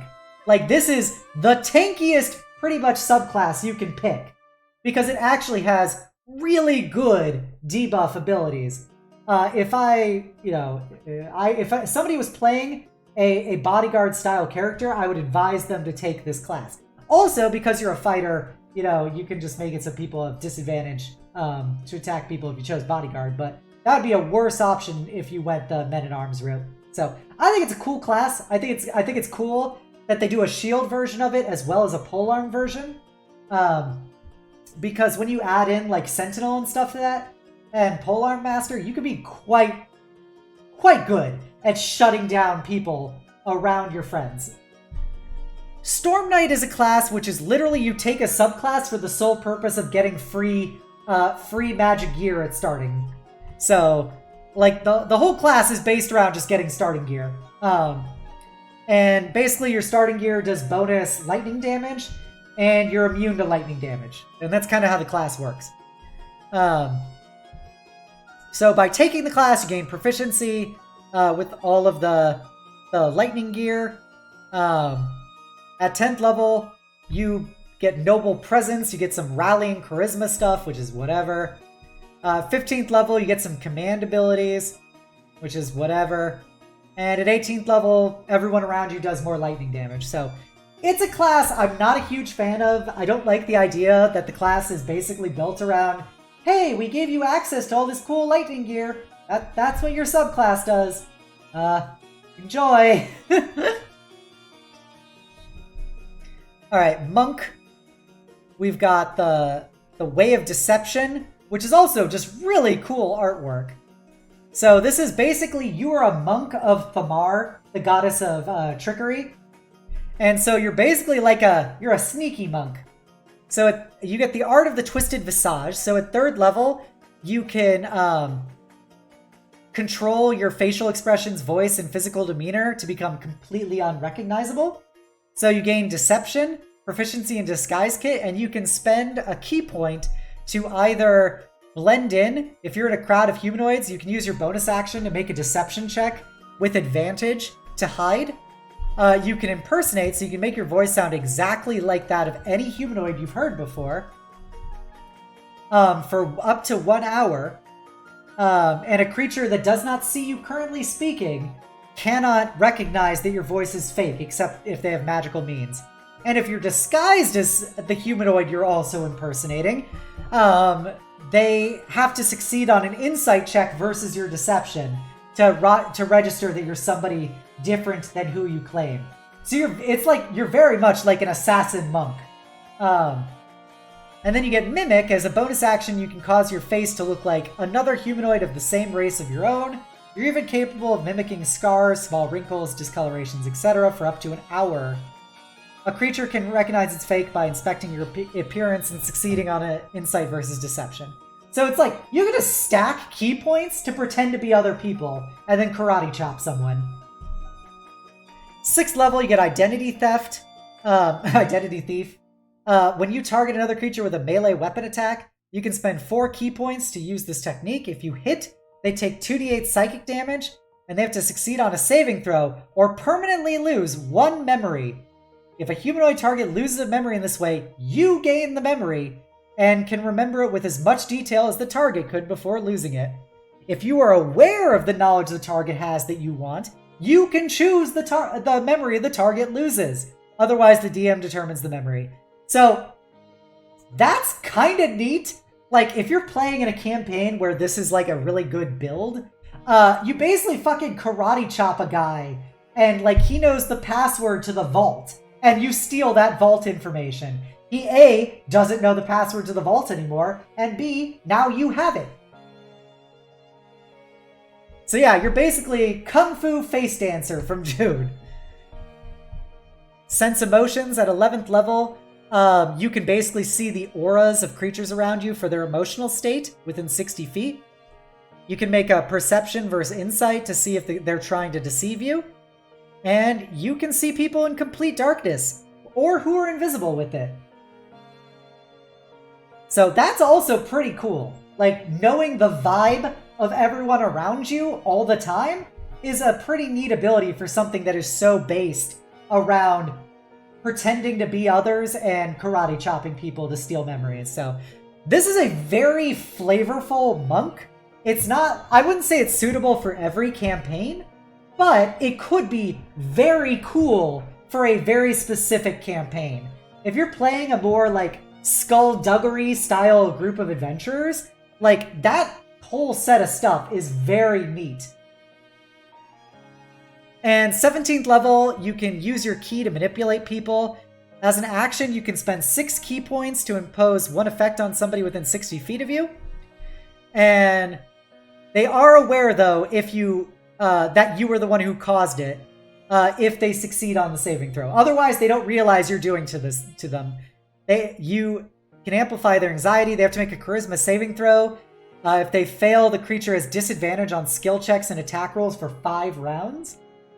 Dull their awareness on a failed wisdom save. The creature attack rolls against the creature are made with advantage, and the creature's passive perception is 0 for 5 rounds. 0. Your party could literally just walk behind the person, and they couldn't tell that you were there. Placate the fierce. They have to make a wisdom save, or they take -2 to their AC, can't use reactions, and are charmed by you for 5 rounds. And then Stupefy. They have to make an intelligence saving throw, or they can't cast spells, activate magic items, understand languages, or communicate in any way for 5 rounds. So, at 17th level, you could karate chop like a divine caster, somebody who doesn't have good intelligence saves, and just shut them down for 5 rounds. Which is pretty good. Pretty good. So, I originally didn't really like this class when I first looked at it, but the more I look at it, it is a very, very cool sneaky class. Like, if you have like one of these monks and then you've got like a mastermind rogue in the party, you could have just so much fun being just super stealth criminal people. So I think it's a really cool class. It's not obviously good for heavy combat campaigns, but if you're doing a lot of like backroom dealing kind of stuff, it's a very cool class. Way of the Fist. This is the Protectorate of Menoth style of martial arts. It's a defense kind of monk. So at 3rd level, you get Shifting Sands stance. So if you don't move during your turn, you can enter this stance as a bonus action at the end of your turn. And while you're in this stance, you gain a +2 to AC, your movement doesn't provoke opportunity attacks, and you can immediately move up to 15 feet plus your unarmored movement bonus when a creature misses you with an attack. It lasts until your next turn, or you have something that gets in the way of it. So it's a neat ability, partially because it doesn't use any resources or have any limits or anything. However, it requires somebody to attack you in order for it to do literally anything. So, maybe I consider it. It's like it's decent. It's a decent ability, but I don't think I don't think it's anything to super write home about, in my opinion. 6th level, you get Serpent Strikes. You can spend key points to increase the range of your unarmed strikes as a bonus action. For each key point you spend, you can do a 5-foot reach on your unarmed attack. So, like, you could toss 6 key points to punch people 35 feet away from you. Which I think is kind of hilarious and also awesome. 11th level, you get Flying Fists. You have advantage on Dexterity, Acrobatics, and Athletics checks. You can use Step of the Wind. Your jump distance is quadrupled. And you can make 1 unarmed strike immediately after you take the disengage or dash action as a part of that feature. Flesh of Steel. When a creature hits you with a melee attack, you can spend 3 key points to reduce the damage by half. After it's resolved, you can use a reaction to make an unarmed strike targeting the creature that hit you. If you do, you have advantage on the attack roll, and if you hit, the attack deals bludgeoning damage equal to the amount by which the creature's damage was reduced. That's actually pretty good, because at 17th level, taking half damage, like, these are some potentially very high amounts of damage, and to get your riposte attack to be, or riposte attack, sorry, your riposte attack to be at advantage and dealing plus, you know, we're going to say the example of like 10 to 20 damage, that's pretty nice. That's pretty nice. I'm not totally sold on a 3rd level ability that also uses, a 17th level ability that also uses your reaction and requires you to hit and requires that. It's like so many contingencies to make it work that I think it's almost too restrictive. But overall, I give the class, it's decent. Like, most monk subclasses aren't super good. So I would say this one's pretty good. The best monk subclasses are in Borderlands and Beyond, which we'll get to another day, which are, all of them are insane. One of them is a monk class, which is all about healing spells. One of them's a monk class that's all about shooting people with guns. One of them's a monk class with fucking power gauntlets that shoots bolts of force at people. Those things are cool classes. This class is kind of meh. Okay, now we go to Paladin Oaths. So this is the Oath of Morrow, the Oath of Radiance. It's basically be a good guy. That's your tenets, is being a good guy. Channel Divinity, as a bonus action, each enemy creature within 30 feet of you that's concentrating on a spell must make a con saving throw against your spell save DC to maintain it, and they have disadvantage, so you can just shut down a whole bunch of upkeep spells around you. Or, as an action, you can present your holy symbol to make undead within 30 feet of you make a wisdom saving throw, and if they fail, they're knocked prone and stunned until the end of your next turn. Which is not bad. It's very situational because you have to be fighting undead, but it's not bad. I think Blessing of Purity is way better, just shutting down upkeep spells that people have. Oath spells, you know, they're oath spells. Freedom of movement, pretty good. Aura of Radiance at 7th level. Fey, Fiend, and Undead creatures within 10 feet of you have disadvantage on attack rolls, wisdom saving throws, and charisma saving throws. So that's pretty nice. You just debuff all supernatural people around you. Yes, well, in context, Alex, lots and lots of people in this setting cast spells. Like, you're more likely to have people that cast spells based on these various classes than people who don't. So, like, having lots of abilities that deal with spellcasters is pretty good. And Alex, we haven't even gotten to the classes that are specifically Mage Hunter classes. Like, there's a rogue subclass of Mage Hunter in Borderlands and Beyond that if they hit you with a sneak attack, you cannot cast spells for actually several turns because they make it so you can't use verbal components. That is really hating mages. 15th level, you can bully Fey, Fiend, or Undead. While they're marked for 1 minute, you do extra 1d10 radiant damage. If they drop to 0 hit points while marked, their corporeal form explodes in a blast of radiant energy.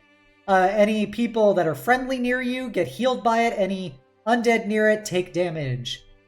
And at 20th level, you and friendly creatures within 30 feet of you take half damage from necromancy spells and damage dealt by fiend, fae, and undead creatures. Additionally, undead and infernal creatures that start their turn within 5 feet of you take radiant damage equal to your charisma modifier. So that's a pretty good 20th level ability, like, because any high-end fae, undead, or fiend will always do half damage to you and your bros, which is pretty nice. It's a pretty nice ability. Alright, now we got Paladin of the Wall. This is all about being a Protector of Menoth Paladin, and being like the big shield that defends the kingdoms of man. Your channel divinity is when a friendly creature within 30 feet of you is damaged by an enemy's attack, you can use a reaction to respond with holy indignation. When you do so, you gain +2 to attack and damage rolls with all your melee weapons for 1 minute. That's pretty good. It's just for 1 minute, as long as somebody's taking damage, you get +2 to hit and damage. Stone and Mortar Stance is an action. You can assume an unbreakable martial stance. You gain +5 to AC as long as you remain in the stance, which can be for up to an hour or until you move or knock prone or incapacitated. So +5 to AC is really good. However, you can't move during that time. So you gotta really hope you positioned yourself properly so that nobody can just walk around you. Paladin spells, they also get like a bunch of defense buff spells, which pretty obvious, yeah. 7th level, you and friendly creatures within 10 feet can't be surprised in combat, and gain a bonus to your initiative. Gain a bonus to your initiative equal to your charisma modifier. That's pretty good. It's pretty good. Not being surprised is always good because that makes it so people can't, jump you, basically. 15th level, you have Martyrdom.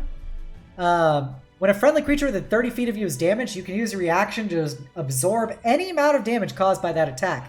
Divide the damage between yourself and the friendly creature in any way you choose, even if this incapacitates or kills you. The amount of damage that can be absorbed is determined after any resistances or vulnerabilities from the original damage roll are calculated, and it doesn't transfer any other effects of the damage. If you absorb any damage in this manner, you can immediately assume Stone and Mortar Stance without using your special abilities. So that's like, that's very much being a tank. As a 15th level ability, it's okay. I think it's okay. Because at the end of the day, it's you basically can take any damage from somebody else, but you still have to take the damage. And it's after all resistances and everything for the original roll, so I don't know how useful that is.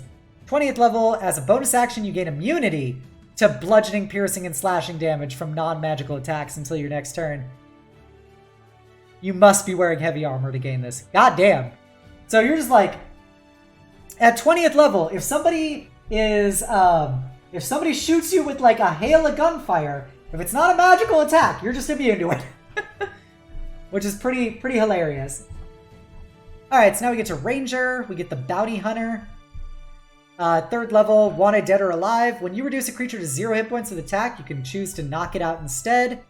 And you can make this choice the instant the damage is dealt. The creature falls unconscious and is stable. You gain proficiency in Persuasion, and advantage on Persuasion checks when negotiating a bounty hunting contract. You gain your favorite enemy benefits against the contract's targets until either you are no longer actively hunting them or it's been fulfilled. So that's kind of neat. Much like most things Ranger, it's highly situational. Inevitability, you can maintain your concentration on Hunter's Mark indefinitely, including while you're unconscious. The creature is affected by Hunter's Mark is on the same plane of existence as you. You know the general cardinal direction of the creature, and you can make a survival check to track the creature. You could just fucking track somebody, no matter where they are on the plane. And they still have Hunter's Mark on them forever. That is very spicy. Oh, Dark Elf with the big Death Knight hug. Okay, get your hugging utensils ready, everyone. Because I'm coming in deep. And a 3, and a 2, and a burr. There you go. a big Death Knight hug from me to you. I hope you enjoyed it. At 11th level, you get Hunting Style. This is a Elf Mage Hunter right here. You could be Ambusher. Your first weapon attack roll gets a surprise creature. Automatically scores a critical hit if you hit. That's pretty cool. Deceiver, you gain Deception skill. You can try and bamboozle somebody, basically, using your Deception. Trapper, you can set up a trap that makes it so they have to make a Dexterity saving throw to avoid taking damage. That's very meh. Being a ranger bounty hunter in our game is going to be based on the Native American martial artist from Brother of the Wolf. Oh, Brainbuster. All you had to do was cite Brotherhood of the Wolf to me. I love Brotherhood of the Wolf. I haven't seen that movie in probably 20 years, but I remember how fucking awesome it was. If anybody out there, please be sure to go watch Brotherhood of the Wolf if you want to see a French guy and a Native American fighting a cult of weird French dudes worshipping like wolf, a giant like mecha wolf. 15th level, Hunter's Premonition. You gain +8 to investigation rolls. You don't have disadvantage on attack rolls against invisible creatures. You have advantage on intelligence rolls against illusion spells. And enemy creatures within 60 feet of you have disadvantage on dexterity stealth checks. Yeah, that's it. Bounty Hunter is okay. It's got some neat abilities, but compared to, like, obviously compared to the Ranger subclasses from, like, actual 5th edition books, it's not, like, super good for most situations aside from some rather niche things involving tracking your target, but it's not terrible, but it's not super good. Alright, Mage Hunter. God, I love Mage Hunters. God, I love Eris.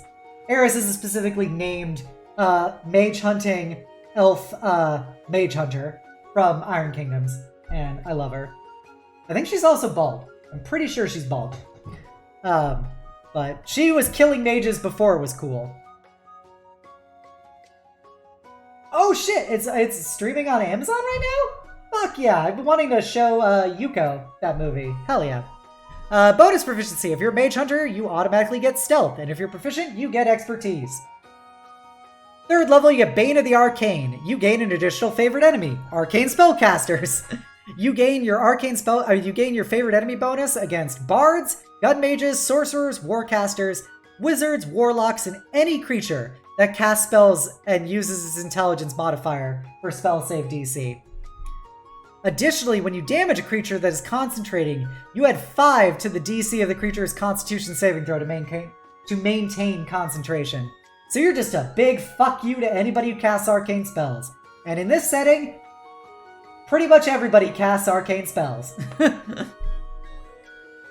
7th level, you get Spell Stalker. You're capable of perceiving residual arcane energies. When you spend 1 minute to search an area, you automatically know the school and level of any spells that were cast within that area within the last 24 hours, but not who cast them or which specific spells were cast. If the spellcaster is on the same plane of existence as you, you can track that creature for up to 7 days after the spell was cast, as long as you succeed on a daily survival check. Additionally, when a favorite enemy begins to cast a spell that you can see or hear, you can use a reaction to attack that creature immediately before the spell is cast. If your attack reduces the creature to 0 hit points, the spell is not cast, but the spell slot for the casting is still spent. That is a very situational side effect, because it requires you to have somebody cast a spell that you can see, and also you have to take them to 0 hit points in order for its effect to happen. Like, at minimum, you can use your reaction basically to get a free strike against any arcane spellcaster. At 11th level, you get Deconstruction. Whenever you ignore all damage immunities and resistances when attacking constructs, such as giant robots. Additionally, you always deal 1d8 extra damage versus them. That's pretty good. Phantom Hunter, at 15th level, as a bonus action, you can imbue one of your ranged attacks with ethereal capabilities that allows it to strike through solid matter. Your next ranged weapon attack with this Phantom Shot ignores half cover and 3/4 cover, and the target creature's AC becomes 10 plus its dex mod to the attack.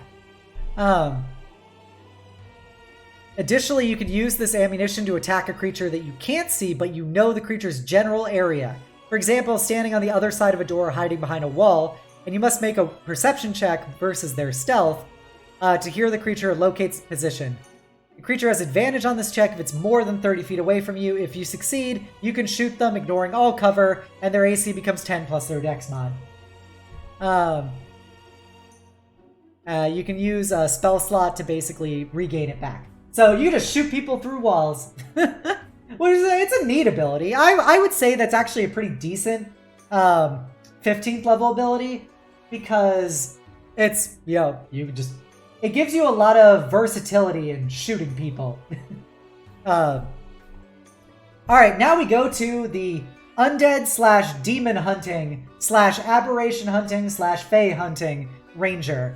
That is religious. They're religious rangers who work for the Order of Illumination, which is basically a militant order of anti-supernatural people working for the Church of Morrow. So at 3rd level, you gain favorite enemy with aberrations, fae, fiends, and undead. When you hit any of these people, you can do 2d6 extra radiant damage. That increases as you get higher level, and you get it so many times per day equal to your wisdom modifier. At 7th level, you can empower a weapon to become magical for 1 minute, in which case you gain a +2 bonus to attack rolls with it. Additionally, if you damage aberrations, fae, fiend, or undead with it, I also like this huge-ass fucking repeating crossbow this Order of Illumination lady has. That's just really cool artwork. Their hit point maximum is reduced by the amount of damage taken. This includes additional damage dealt by other effects such as the Horror Hunter, and the reduction lasts until the target finishes a long rest. If they're dropped to 0 hit points via this feature, it's just utterly destroyed and cannot be rejuvenated, resurrected, or returned in any capacity. So very situational, but also pretty cool.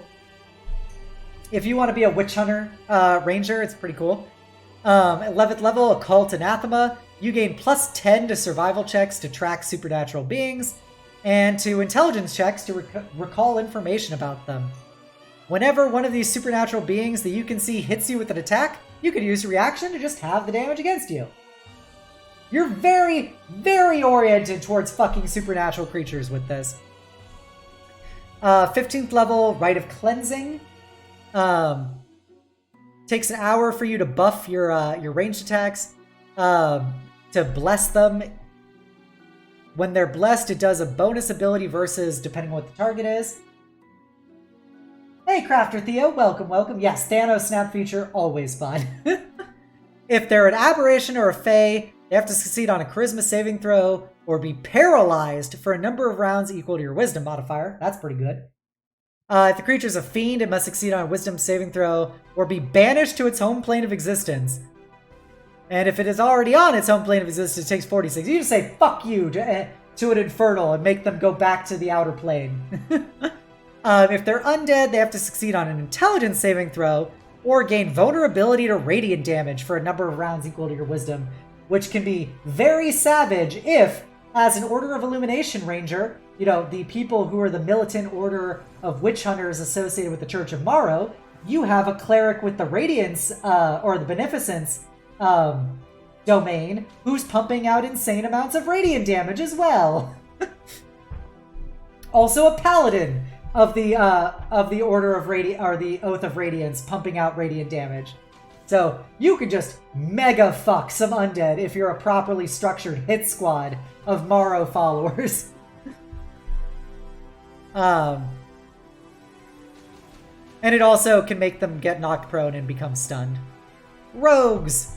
We've got the Cutthroat, which when you deal sneak attack damage, you can do one additional effect. You can either hamstring them, they have their speed for a number of rounds equal to your dex mod.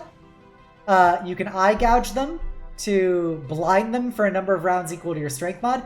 The interesting thing about these aren't saving throws. You just auto do this as a part of your sneak attack.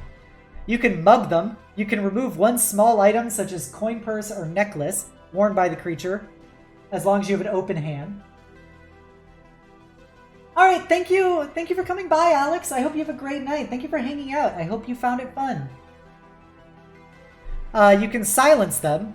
So if you hit them with the sneak attack, they can't speak for a number of rounds. And they can audibly communicate without speaking, but they can't speak. So you can just shut up a spellcaster or a guard that you're sneaking up on. 9th level, you gain proficiency in Intimidate, and you can terrorize an enemy humanoid creature as a bonus action. And if you succeed, they become frightened. They're so scared of you. At 13th level, you run the streets, as long as you're in an urban environment, which is pretty common in Iron Kingdoms. Yeah, just steal their arcade focus. Lol, lol, lol, lol. You have advantage on wisdom survival checks to track people. You cannot become lost. Moving through non-magical difficult terrain does not cost extra speed. Your speed increases by 10. And you have advantage on basically every rogue check while you're in a city.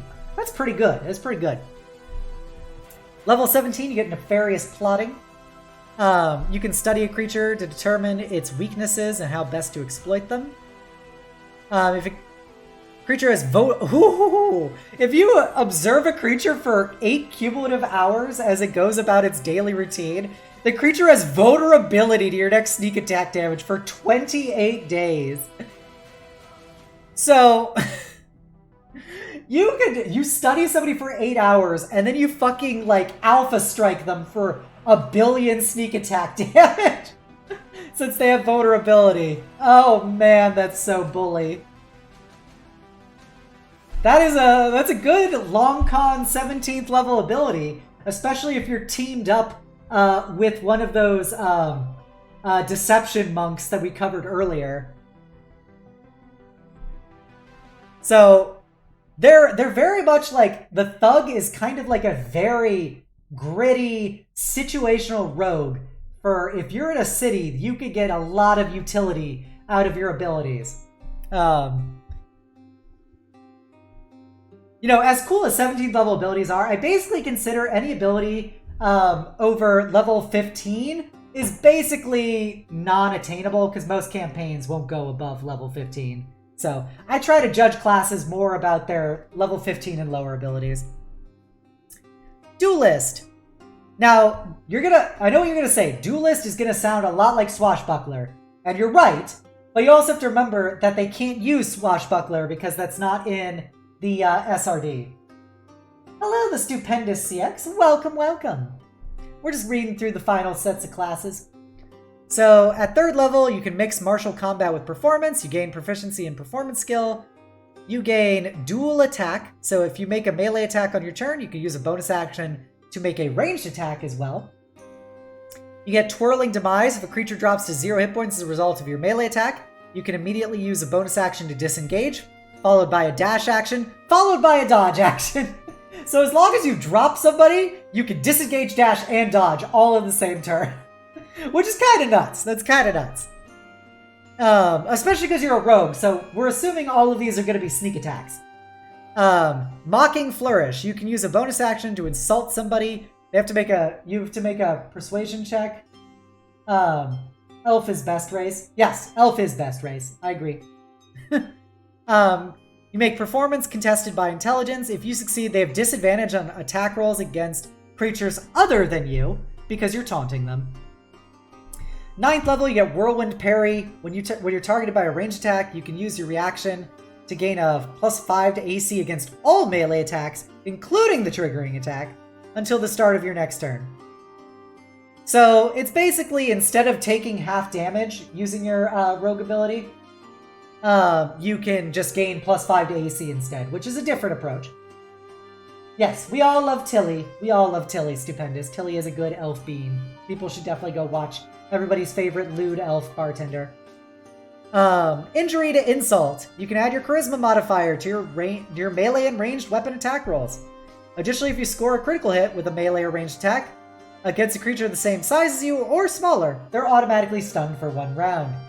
Not bad, not bad. 17th level, Coup de Grace. You easily dispatch foes incapable of protecting themselves. When you hit an incapacitated creature with a melee attack, the creature must succeed on a con save. Oh boy, I just read that. DC of 8 plus half the damage taken, or be slain outright. The creature has no effect on constructs, oozes, plants, or undead. So... Oh, you had to be incapacitated first. Sorry. I didn't see that part. So that's less of a big deal, because that means you already dropped the person to 0. So it's like, oh, you dropped them to 0, and then you insta-kill them. That's not actually... I think that ability's kind of terrible. I take back my ooh and ah. Oh, you've been partners with Tilly for over a year now? Aw, you'll love to see our Tilly. You'll love to see it. I hope you guys are super happy. Yeah, it's a swashbuckler that's arguably more effective at combat, but it's still based on being a team player, unlike swashbuckler, which is you can basically be a sneak attack solo person. So it's kind of a different style of swashbuckler. Here's some Russians, killing people in an alleyway.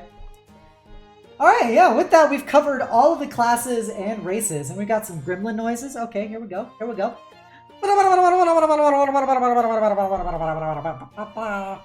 you go, Tyler. I hope you enjoy those silly gremlin noises.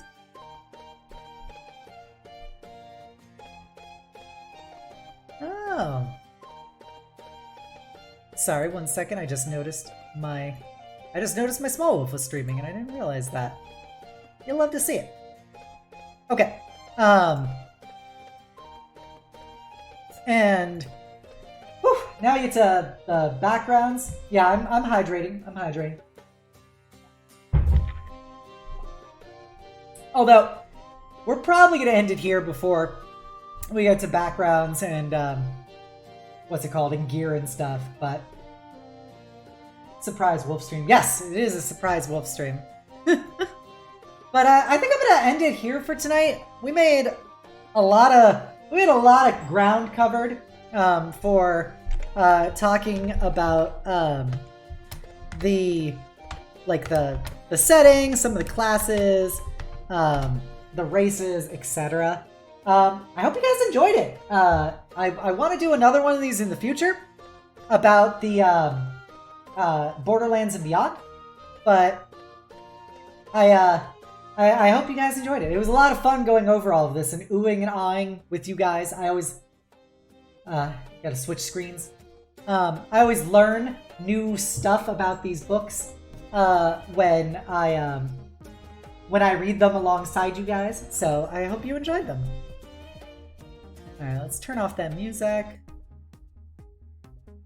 Whew, that was a lot of talking. But yes, I hope you enjoyed it. If you haven't done so already, please give me a follow here on Twitch. Give me a sub over on YouTube. Give me a follow on Twitter. You can also join my Discord, The Eternal Citadel, be a part of my incredible community. I want you all to know you're all beautiful, amazing, and valid people, and I hope you guys enjoy spending your night with me nearly as much as I enjoy spending it with you. And never forget the most important part, which is that the world is better having you in it.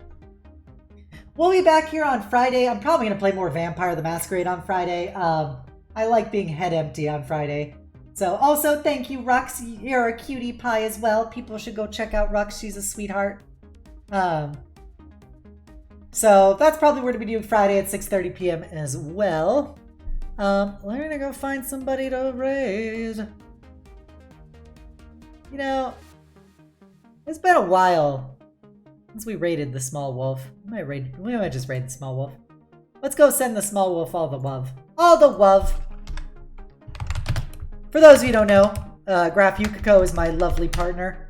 Head empty, only suck. Exactly. Graph Yukiko is my lovely partner and amazing being. They're playing War Thunder. So we're going to go see them as they go cruising the mean streets. I hope you go send my little wolfo lots of love. Be sure to give them a follow if you haven't. They're big sweetie pie and very smart, especially when it comes to military stuff and cars. So I hope you enjoy them. And I'm gonna go probably have a salad. Alright everybody, I hope you have a great night. If you're a follower, please copy down the call to hugs. If you're a sub, please copy down the night's message. Thank you for the follow, Crafter Theo. I really appreciate it. Always happy to have another spine for my halo. And yeah, I hope you all have a great night and the sweetest of dreams. See you next time. Bye!